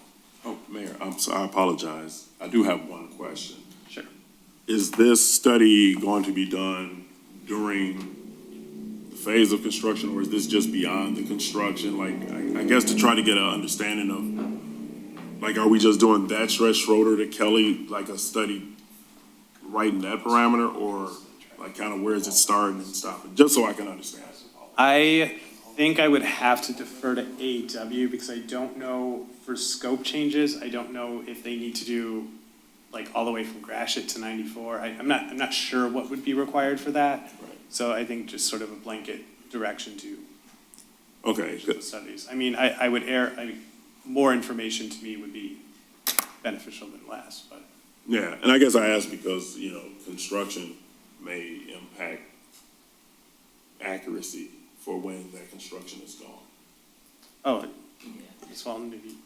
That is something that we had inquired for the previous studies from Phase 2, and we should see a wrap-up in construction on 9 Mile, fingers crossed, by mid-July. And so if there is a direction of moving forward and having studies completed, AEW's intent would be, once everything is kind of removed, that the studies would be completed once it's reopened. Okay, thank you. And Thank you. maybe they can compare also to the 2021 numbers, and I guess it'd be somewhere in between there. I guess we don't know if it's gone down or up. I don't know. Maybe there's some professional way they make an estimate then, because that would have been before any construction. And we did we did 3 across the whole city, and they showed the current traffic, and then I forget what else, I guess now at this point, but at least those 2 were in that study. So maybe that can help with an estimate.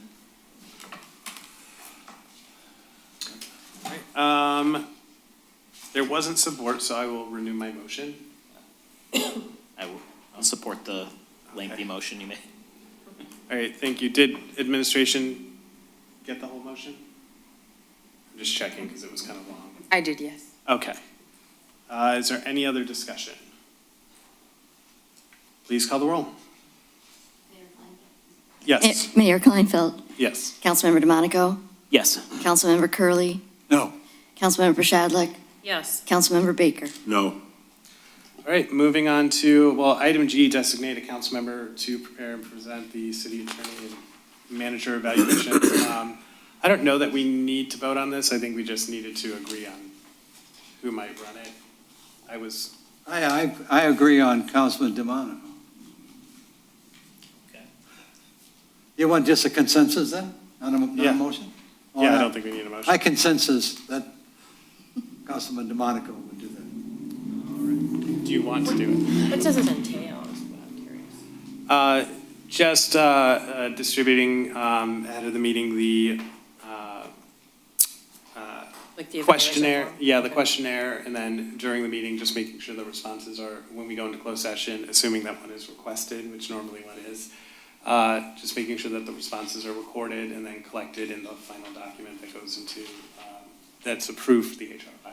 And do we have to develop that, or is that something that we already have? We have a few Oh. templates, and then, We can kind of like just, yeah. so we have, okay, a template. I mean, I wouldn't mind doing it either. Oh, okay. I was just gonna say I could send out the ones we used last year, and I think we've changed it slightly over the years if anyone had a suggestion. That'd be good. Right? Would you like to volunteer for it? I mean, if he's already got the template. Or, it doesn't matter to me. Who's willing to do it? I mean, I would do it too. What do you, I would do it. you want to? All right. Is that okay, Councilman Curley? Councilmember Pashadlik Sure. would like to. Oh, absolutely. All right. I think that's all we needed. We don't need a vote on it, so. No. All right. Item H, discussion on scheduled July 2nd, 2024 regular council meeting. I'd like to have an explanation. It's for your administration is suggesting to cancel the regular July 2nd meeting. Am I right so far? Yes. And to reschedule a meeting because there's going to be 2 council people missing? That was a suggestion. Well, I mean, that's why we're changing. Yes, I know I'm going to be out of town at the time for July 4th. I know Mr. DeMonico will be, I don't know, I haven't talked to anyone else about their plans for the 4th. Okay, the only thing I'm concerned about, city manager, is that if you cancel a regular meeting, and you and I are always kidding each other about not having a lot of items on the agenda, and if you were to carry July 2nd, there'd probably be about 8 or 10 or 11 items on that agenda, correct? And you think you can skip another 2 or 3 weeks to then have 25 items on the agenda? I mean, this was your idea, right? I brought up to her, beforehand, asked her about scheduling. And so my brain doesn't operate as fast as yours because you're 50 years younger than I am. Do you feel that with 2 people gone, that 2 reasons. Number one, maybe one of the 3 wouldn't be able to come, or the 3 couldn't handle it? No, so my concern was if someone didn't make it, then you wouldn't have a quorum. That was it. That's true. But if council wants to still hold a meeting that day, that's, I have no objections to that. The discussion that I had, and actually, I don't want to speak for Ms. Walton, is that there is an agenda item in that time frame that is time sensitive that must be approved. Yes. And that was the concern, is somehow missing that window in the event one person misses the meeting. But could we put that item on there's an end of June meeting, I can't remember the date, is it the 28th? 18th. 18th, I'm sorry. So the Bid actually closes, the one item is the bid for the water main project, and that bid closes the 24th of June. I believe that's that Monday. And so our recommendation is to have a special meeting on the 28th because we have to have an answer back by the following week to MDOT, which would be the 5th, I believe, of July. We have to have an answer back to MDOT based on that contractor that's awarded from AEW. So just in the event that someone else had plans or there was an emergency on behalf of the 3 members, we would end up having to call a special meeting in order to, for council to award that contract to move forward on the project within the given timeline from MDOT. I don't care. The 3 of it, Margaret, you would be here, right? At 2 o'clock on the 28th, as far as you know. I'll be here. And I would be here. Rob?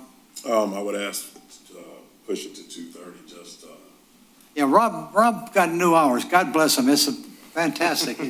He gets off at 1:30 from the automotive, but you know those bosses of automotive, anybody who walks around with a clipboard is dangerous.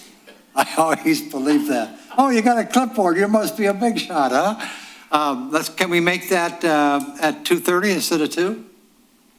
Yeah, it's fine with Well, you're me. not going to be here anyway. Well, I'll be here on the 28th. I will be on a plane on the 29th. Well, you're not going to be here the 28th, right? No, I will. Me too. Okay. Mayor, if I may as well, with the special meeting, we do have to have council's approval for the agenda items, and we can't add anything additional. So the one item would be the awarding that contract from the recommendation of AEW, but we'd also ask, we have like preliminary ideas from, or estimates from AEW that the 9-mile design is going to exceed the grant that we received. So we received the grant from the federal government from the earmark of the $4.3-ish million for that project from Tuscany all the way to 94. AEW has been working on estimates based on the bid that was received back for phase 2. And so we'd like to have that full review from AEW written up and then have our finance director also put some information together from our finances and kind of some options. So if council would, we'd also like to add that item to the special meeting agenda for full review. sounds good. That would be fine with me. Yeah, that's fine. Let's get it over with. All right. Would anyone like to make that motion then? I'd love to, but I don't have any, I don't have a clue what everybody said. Mayor, I'll motion we schedule a special meeting on June 28th at 2:30 PM with the following 2 agenda items, a bid award for the DWRF, and then also a, I guess, briefing on, or estimate on the 9-mile Phase 3 project costs. All right. Yes. Support? Support. So one question, also that I see here that it's asking for a designate. Asking for what? Someone designated to cover in the event of Mayor and Mayor Pro Tem's absence. What are your thoughts on that? Yeah, so I know I'm going to be out the 29th through the 9th, I believe. I know Mr. DeMonico's going to be absent for a portion of that time too. I figured we could vote on the meeting and then just designate if for some reason there has to be a special meeting or one of us is unreachable, any one of those. Okay. Can't we just designate that night who's going to be in the middle, right? Well, I just mean in case something comes up and we're not reachable, just during the whole period. Right, okay. I don't know, if someone has to call a snow emergency, I don't think it will happen, but. It's Michigan, you never know. You know, with you guys gone, what the hell? That'd be a good time to call a special meeting. All right, Thank you for that. I was going to I designate got it. Councilman I got Curley it. with the longest string of seniority, but maybe not anymore.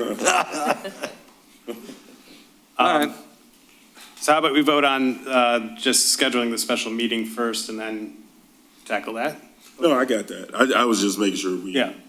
didn't miss. My apologies. No, thank you. Please call the roll. Councilmember DeMonico? Yes. Councilmember Curley? Yes. Mayor Kleinfeld, Yes. Councilmember Shadlick, Yes. Councilmember Baker, Yes. All right, and then in terms of designating one of the remaining members, A motion to designate Councilman Curley as the you trust him? Mayor I Pro won't call a Tem special Tem. meeting, I promise. I'll support. Please call the roll. Councilmember DeMonico, Yes. Mayor Kleinfeld, Yes. Councilmember Shadlick, Yes. Councilmember Baker, Yes. Councilmember Curley. Yes. And just to clarify, that'll be for the dates that we're both out of town. Oh, correct. All right, did we need to also motion to cancel the June 2nd meeting? Or, I'm sorry, July? Yeah, motion to cancel the July 2nd regular council meeting. I'll second. All right, please call the roll. Councilmember DeMonico, Yes. Councilmember Baker, Yes. Councilmember Curley, Yes. Mayor Kleinfeld, Yes. Councilmember Shadlick. Yes. Moving on to appointment to the Recreation Board. Would anyone like to, I guess, open up with any other thoughts on this? Otherwise, I will. As council knows, I sit on that board with Mr. McCain, who I can see the top of his head, he's still here. I like the idea of having an administrator on the board, and Mr. Blum was willing to do that. I know that, I think having our finance guy also kind of get some fresh eyes on how RARE's operating and what's going on over there. I think it's a good idea. I think it's beneficial for Eastpointe. So that's my thoughts on it. I'll second that. All right, I'll make it a motion then. Is there any other discussion? Mr. Blum, you gonna bring non-financial ideas to the table? I bring them here all the time. All right. You'd be amazed at how many ideas are floating around. Maybe I regret asking.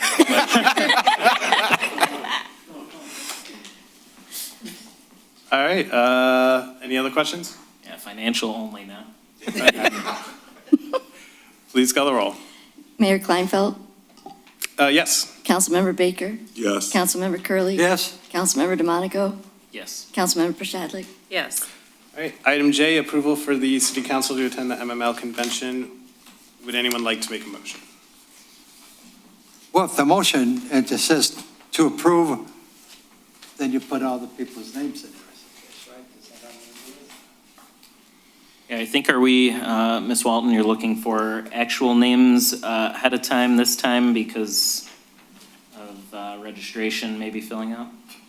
Yes, the MML convention in Mackinac tends to be the most widely attended across the state. I also won't throw Councilmember Curley under the bus, that he is very serious about ensuring that the registration is completed on time as soon as it opens, and the reservation, so that everyone is in the conference hotel and at the same place and not across the island. And so we've been watching it and making sure that we're aware of when it opens, but it'd be helpful if we have an idea of the members of council that wish to attend, so that we can jump on the registration and get the early bird discount for the registration as well. Are there any council members that know for sure they will not attend? So I was thinking we should just go ahead and approve everyone. So Yes. if anyone comes back and says they're not attending, that's fine, but I don't want you to have to bring it back for one council person Sure. in that event. So So, moved. I'll second. Support. all right. Please call the roll. Okay, I have Councilmember DeMonico, Yes. Councilmember Baker, Yes. Mayor Kleinfeld, Yes. Councilmember Shadlick, Yes. Councilmember Curley. Yes. All right, moving on to payroll and bills. Would anyone like to make a motion? All right, I'll do it. All right, I move that we pay the bills in the amount of $1,134,350.99. Any questions? Please call the roll. Councilmember Baker? Yes. Councilmember Shadlick? Yes. Mayor Kleinfeld? Yes. Councilmember Curley, Yes. Councilmember DeMonico? Yes. Okay, and we will open the second hearing of the public. Would anyone wish to be heard at this time?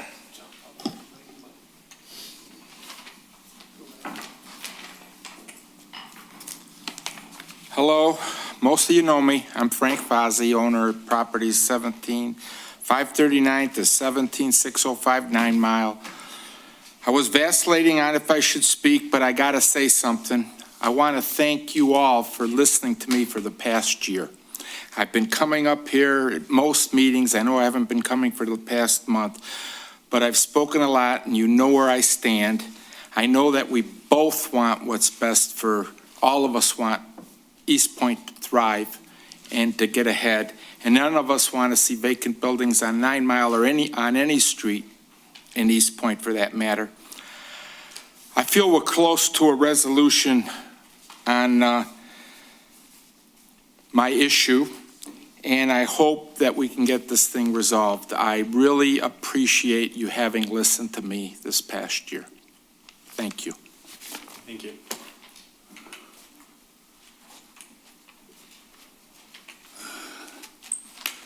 Well, good evening, Councilman, Mayor. I didn't plan on being up here because I had a bad operation last week.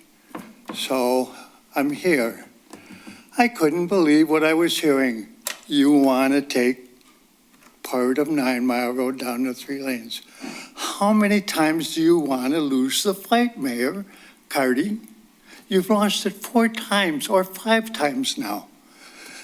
The state of Michigan has designated 9 Mile Road as an emergency lane. I don't think they're going to let you put 3 lanes there.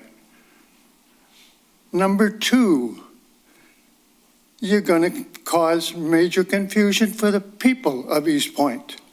You're going to get more people mad at you because of the driveways and that dumbass grass.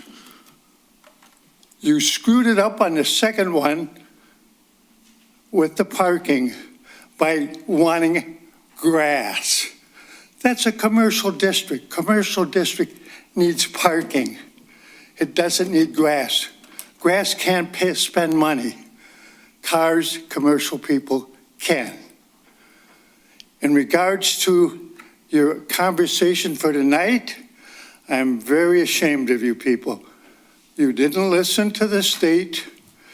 You have AEW, who is a very qualified people. You're not going to get the federal government in your meeting. They don't want nothing to do with it.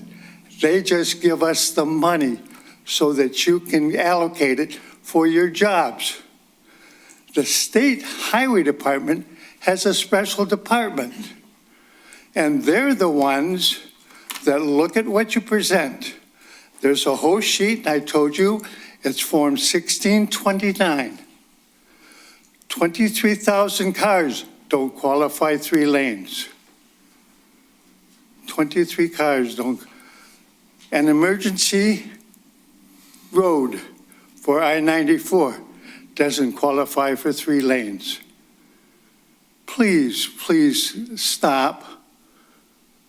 I know you want to try and make us look like some of the other cities, but 30 seconds? Good. Well, in that case, please, please think about it. And please don't miss. Your bid is the 22nd. If you don't get it back, you lose the money. Plus, the last thing, the money for the 3rd phase is designated for 5 lanes. Think about it. Thank you. Oh, Mr. Zander. I'm going to make it a little quick. Last week on a Memorial Day, I think everybody did an excellent job. Mr. Mayor, you did a good job, and the band, I just wanted to let you know the band was not on the parade. And Mr. DeMonico, excellent job doing the sounds. and I think everything went really well. I just love it. I had a wonderful time talking to the city council, and I hope everything goes well this next year of 2025. So I just wanted to say thank you for your time being, and I hope everything goes well and possible. So God bless you, and I will see you later on. Thank you. Thank you. Anyone else wish to be heard?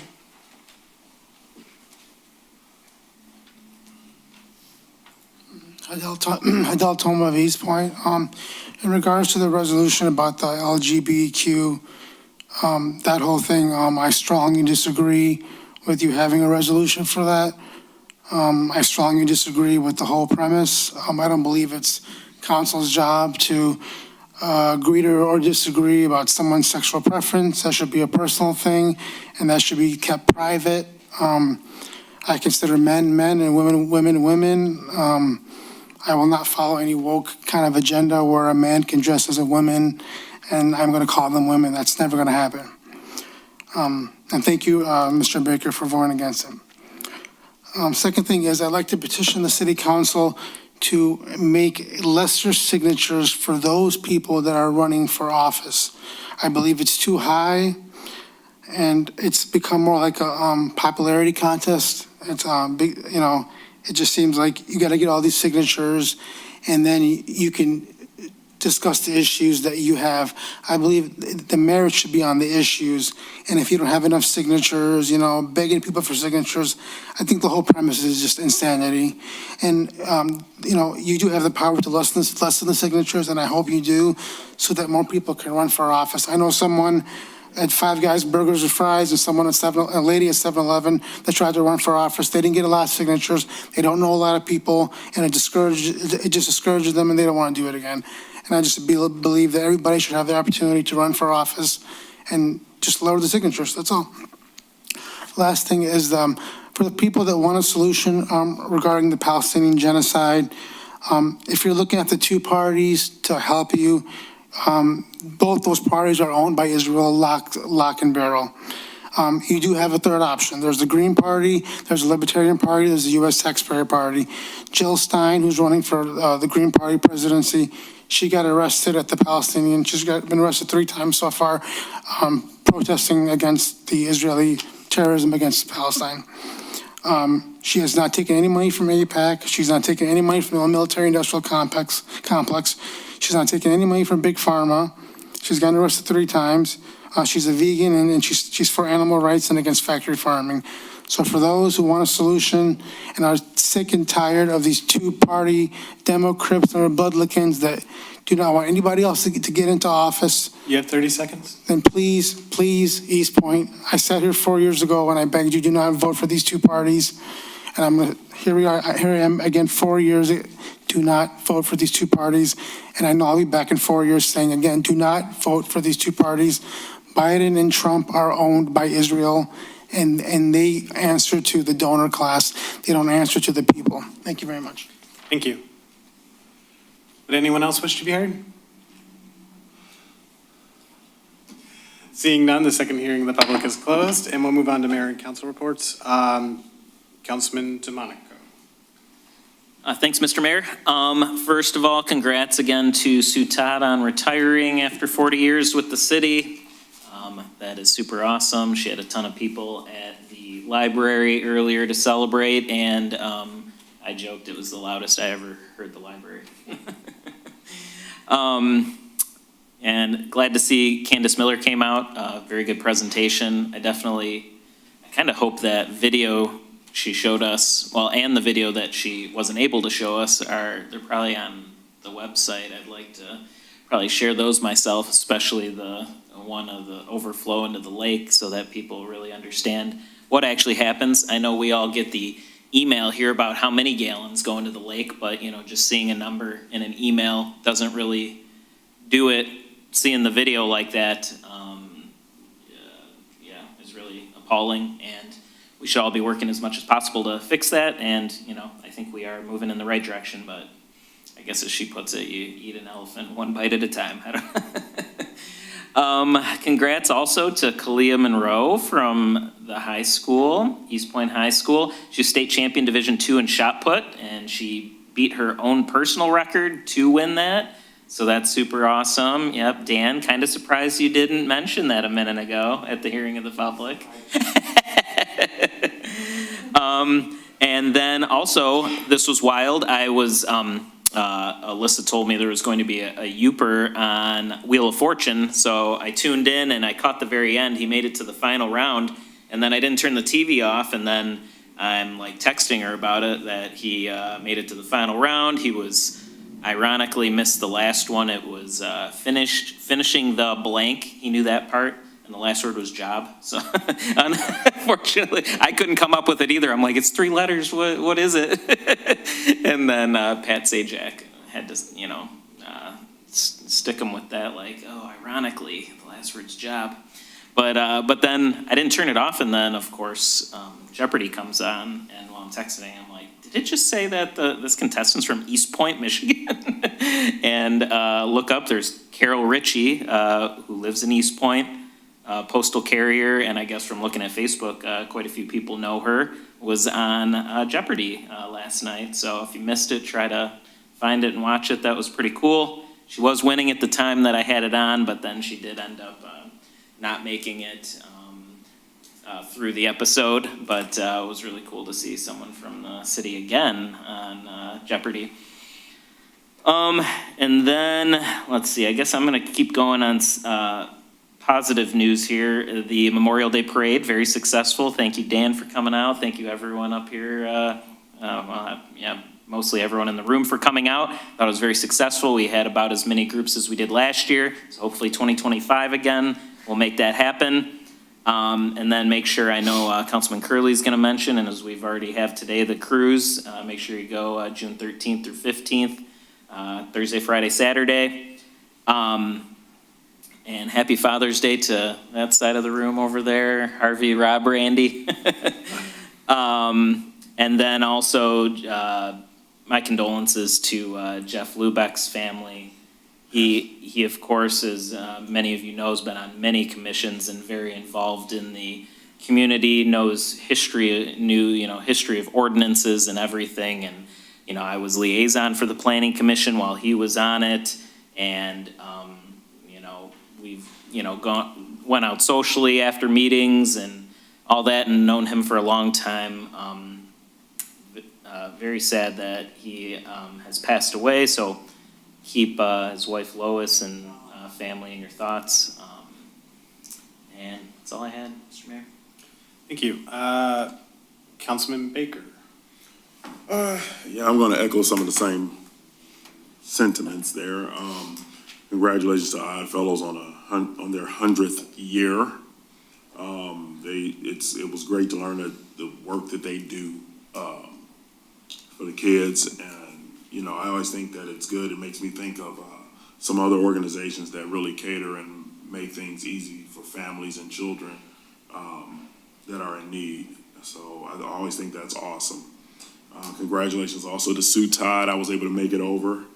And I don't know why I didn't know it was 40 years prior to. I thought it was, I don't know, maybe I was just thinking 30, but 40 years is a great time. I mean, a nice length of time to serve this community, and she does it, and she just seems so smooth with it, and, you have to have a special heart, I believe, for something like that. So congratulations to her, and well wishes in her soon to be, I think as of tomorrow, retirement. And also condolences to Jeff Lubeck and his family and loved ones and friends. I met Jeff a few years ago. Jeff was one that would speak his mind. If he disagreed with you, he would tell you. But that is actually something that I respect in people because, I believe that that's good to have that honest dialogue. And if he felt like he was wrong or whatever, he could tell you that. He and I have had some conversations where, we didn't see eye to eye. We had a misunderstanding, but then we came back, we talked about it, shook hands, and we moved on. So just condolences to his family. Sorry to hear about his passing. I won't be able to make it out to the Planning Commission meeting, but I did want to acknowledge him here today. And just like Cardi said, like, when you learn about what all he did and all that he knew, it's quite amazing, quite interesting. So that's all I have. Thank you. Councilwoman Pachetta. I'd like to echo a lot of the sentiments that everyone was saying about Sue Todd, and especially Jeff Lubeck as well as his passing. My condolences to his family. I'd also like to invite everybody to Juneteenth celebration that the ACDC committee is putting on. It's going to be here at City Hall on Wednesday, June 19th. They're going to have a band and all kinds of fun things to do, so I'd encourage everyone to come out and celebrate with us. Like I said, that'll be on June 19th. And there's one other thing I was gonna mention. Oh, Oddfellows, yes. That's amazing that they're here for 100 years and the good work that they do. They even do contributions towards the Care House, which is another amazing thing. It's labor of love, but definitely worthwhile when you see all the hard work that goes forth. And lastly, I'd like to just address the last gentleman who spoke at the hearing of the public with respect to the LGBTQ plus resolution that we adopted. Everyone has their own beliefs on something like that, and I firmly believe we did the right thing by adopting that resolution. It doesn't cost us anything to be kind, so I would just like to remind everybody of that. And that's all I have. Councilman Curley? Thank you, Mr. Mayor. One business thing, and then I want to talk to you about something. On the filters, you had said that June 9/30, September 30th is a deadline. If we still have the filters in stock, people can still come here, or do you have to ship them back? Yes, we still have filters here at City Hall, the library, and DPW. We will provide those through September 30th. After that date, filters will only be available from the county, and once they're available at the county mails them out. But we have them currently here in stock, and you can pick them up same day in the city through September 30th. Well, but my question was, if you have a fistful of those filters on 9/30, do you have to ship them up and send them back, or can we still distribute them? I believe the county provided those to us, so I believe they're going to want the stock back to provide those themselves. Oh, that's pretty stupid. If you have stock and you pack them in your beautiful car and take them wherever, we got stock, just tell them we're not going to bring them back to you. We got people here, and we're going to give them out until they're gone. Just put your foot down. Seriously, you could do that. Oh, okay. I'm serious. I'm serious. There's no reason why we should send them back. That's pretty dumb. Okay, anyway, I want to talk to you about Veterans Day. I know that's a long ways from today, 11/11, but I ran across this at the printing shop, and I wanted to read it to you. Veterans Day was not Veterans Day in 1918. It was Armistice Day, and it stayed Armistice Day until 1954, when it became Veterans Day. And what they would ask you to do on 11/11 is to take 2 minutes at 11 o'clock and say something appropriate to honor the veterans who made it through and those who had died. And one thing that I've been doing, I'd like to pass this on. I might have done this before, but that's okay. I'll tell you again. Many of us, when we go out to eat or we go wherever, we see a lot of veterans, don't we, with their cap on, and it might say whatever it might say. And I say, thank you for your service. But when I see somebody with a cap from Vietnam, I'll approach them and I'll say, thank you for your service, but I want to say something else to you. And he'd say, what's that? I want to say something that you probably didn't hear, and that's welcome home. Welcome home. And I've been doing that for a long time, and I've gotten many people have tears come in their eyes because they didn't get that welcome home. They got spit on, they got cussed at, they got pushed around. But this little thing about veterans I want to read to you. It is a veteran, not the preacher, who has given us freedom of religion. It is the veteran, not the reporter, who has given us freedom of the press. It is the veteran, not the poet, who has given us freedom of speech. It is the veteran, not the campus organizer, who has given us freedom to assemble. It is the veteran, not the lawyer, who has given us the right to a fair trial. It is the veteran, not the politician, who has given us the right to vote. It is a veteran who salutes the flag, who serves under the flag, and whose coffin is draped by the flag.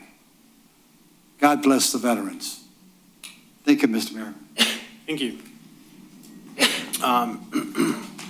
So I just want to, I guess, I'll try to be quick, not too repetitive. Congratulations to Sue Todd again, and thank you to her for making Eastpointe her home for the last 40 years.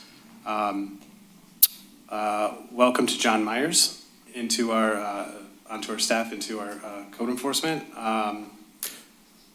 Jeff, I do want to say about Jeff Lubeck, my heart goes out to the family. I know all of us up here knew him very well. I'll be out tomorrow. I hope to see some other people to share some stories about him. So my condolences to the family, and that is a loss for Eastpointe. Thank you to, well, I'll start off, I guess I'll respond to one comment about the lessening of the signatures. That is a state law, so there's nothing the city can do about it.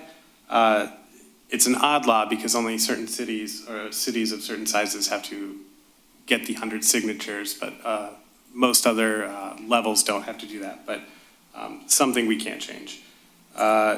Thank you to Candace Miller for coming out. I'm really excited about all the projects that are going on to keep our lakes clean. I think they're long overdue, and they're really coming to fruition right now. And as for the parade was great. I'd like to say thank you to the parade committee and everyone who came out. It was raining up until, I don't know, 45 minutes to an hour beforehand, and I was worried people wouldn't come out and there wouldn't be a lot of kids on the street. But the sun came out, and as soon as they did, so did all the people. So it was a well-attended parade. It keeps growing every year, so I was really excited to see that. And with that, I will entertain a motion to go into closed session. So moved. Support that motion into closed session read for that. settlement strategy pursuant to MCL 15.268, 1E for the pending litigation. All right, please call the roll. Councilmember Baker? Yes. Councilmember DeMonico? Yes. Councilmember Shadlick? Yes. Councilmember Curley. Yes. Mayor Kleinfeld? Yes. Going into closed session at 9:52.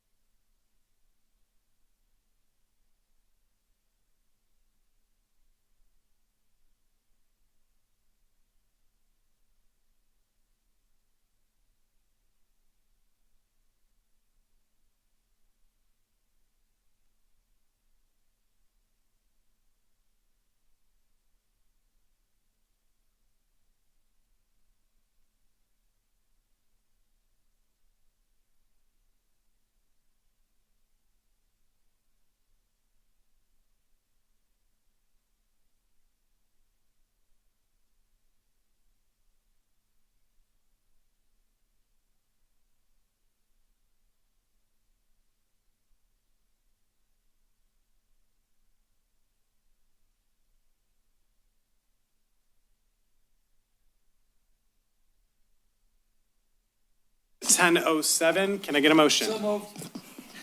Support. All right, motion to adjourn, moved and supported. Please call the roll. Councilmember Curley. Yes. Councilmember Shadlick. Yes. Councilmember Baker. Yes. Councilmember DeMonico. Yes. Mayor Kleinfeld. Yes, meeting adjourned at 10:08.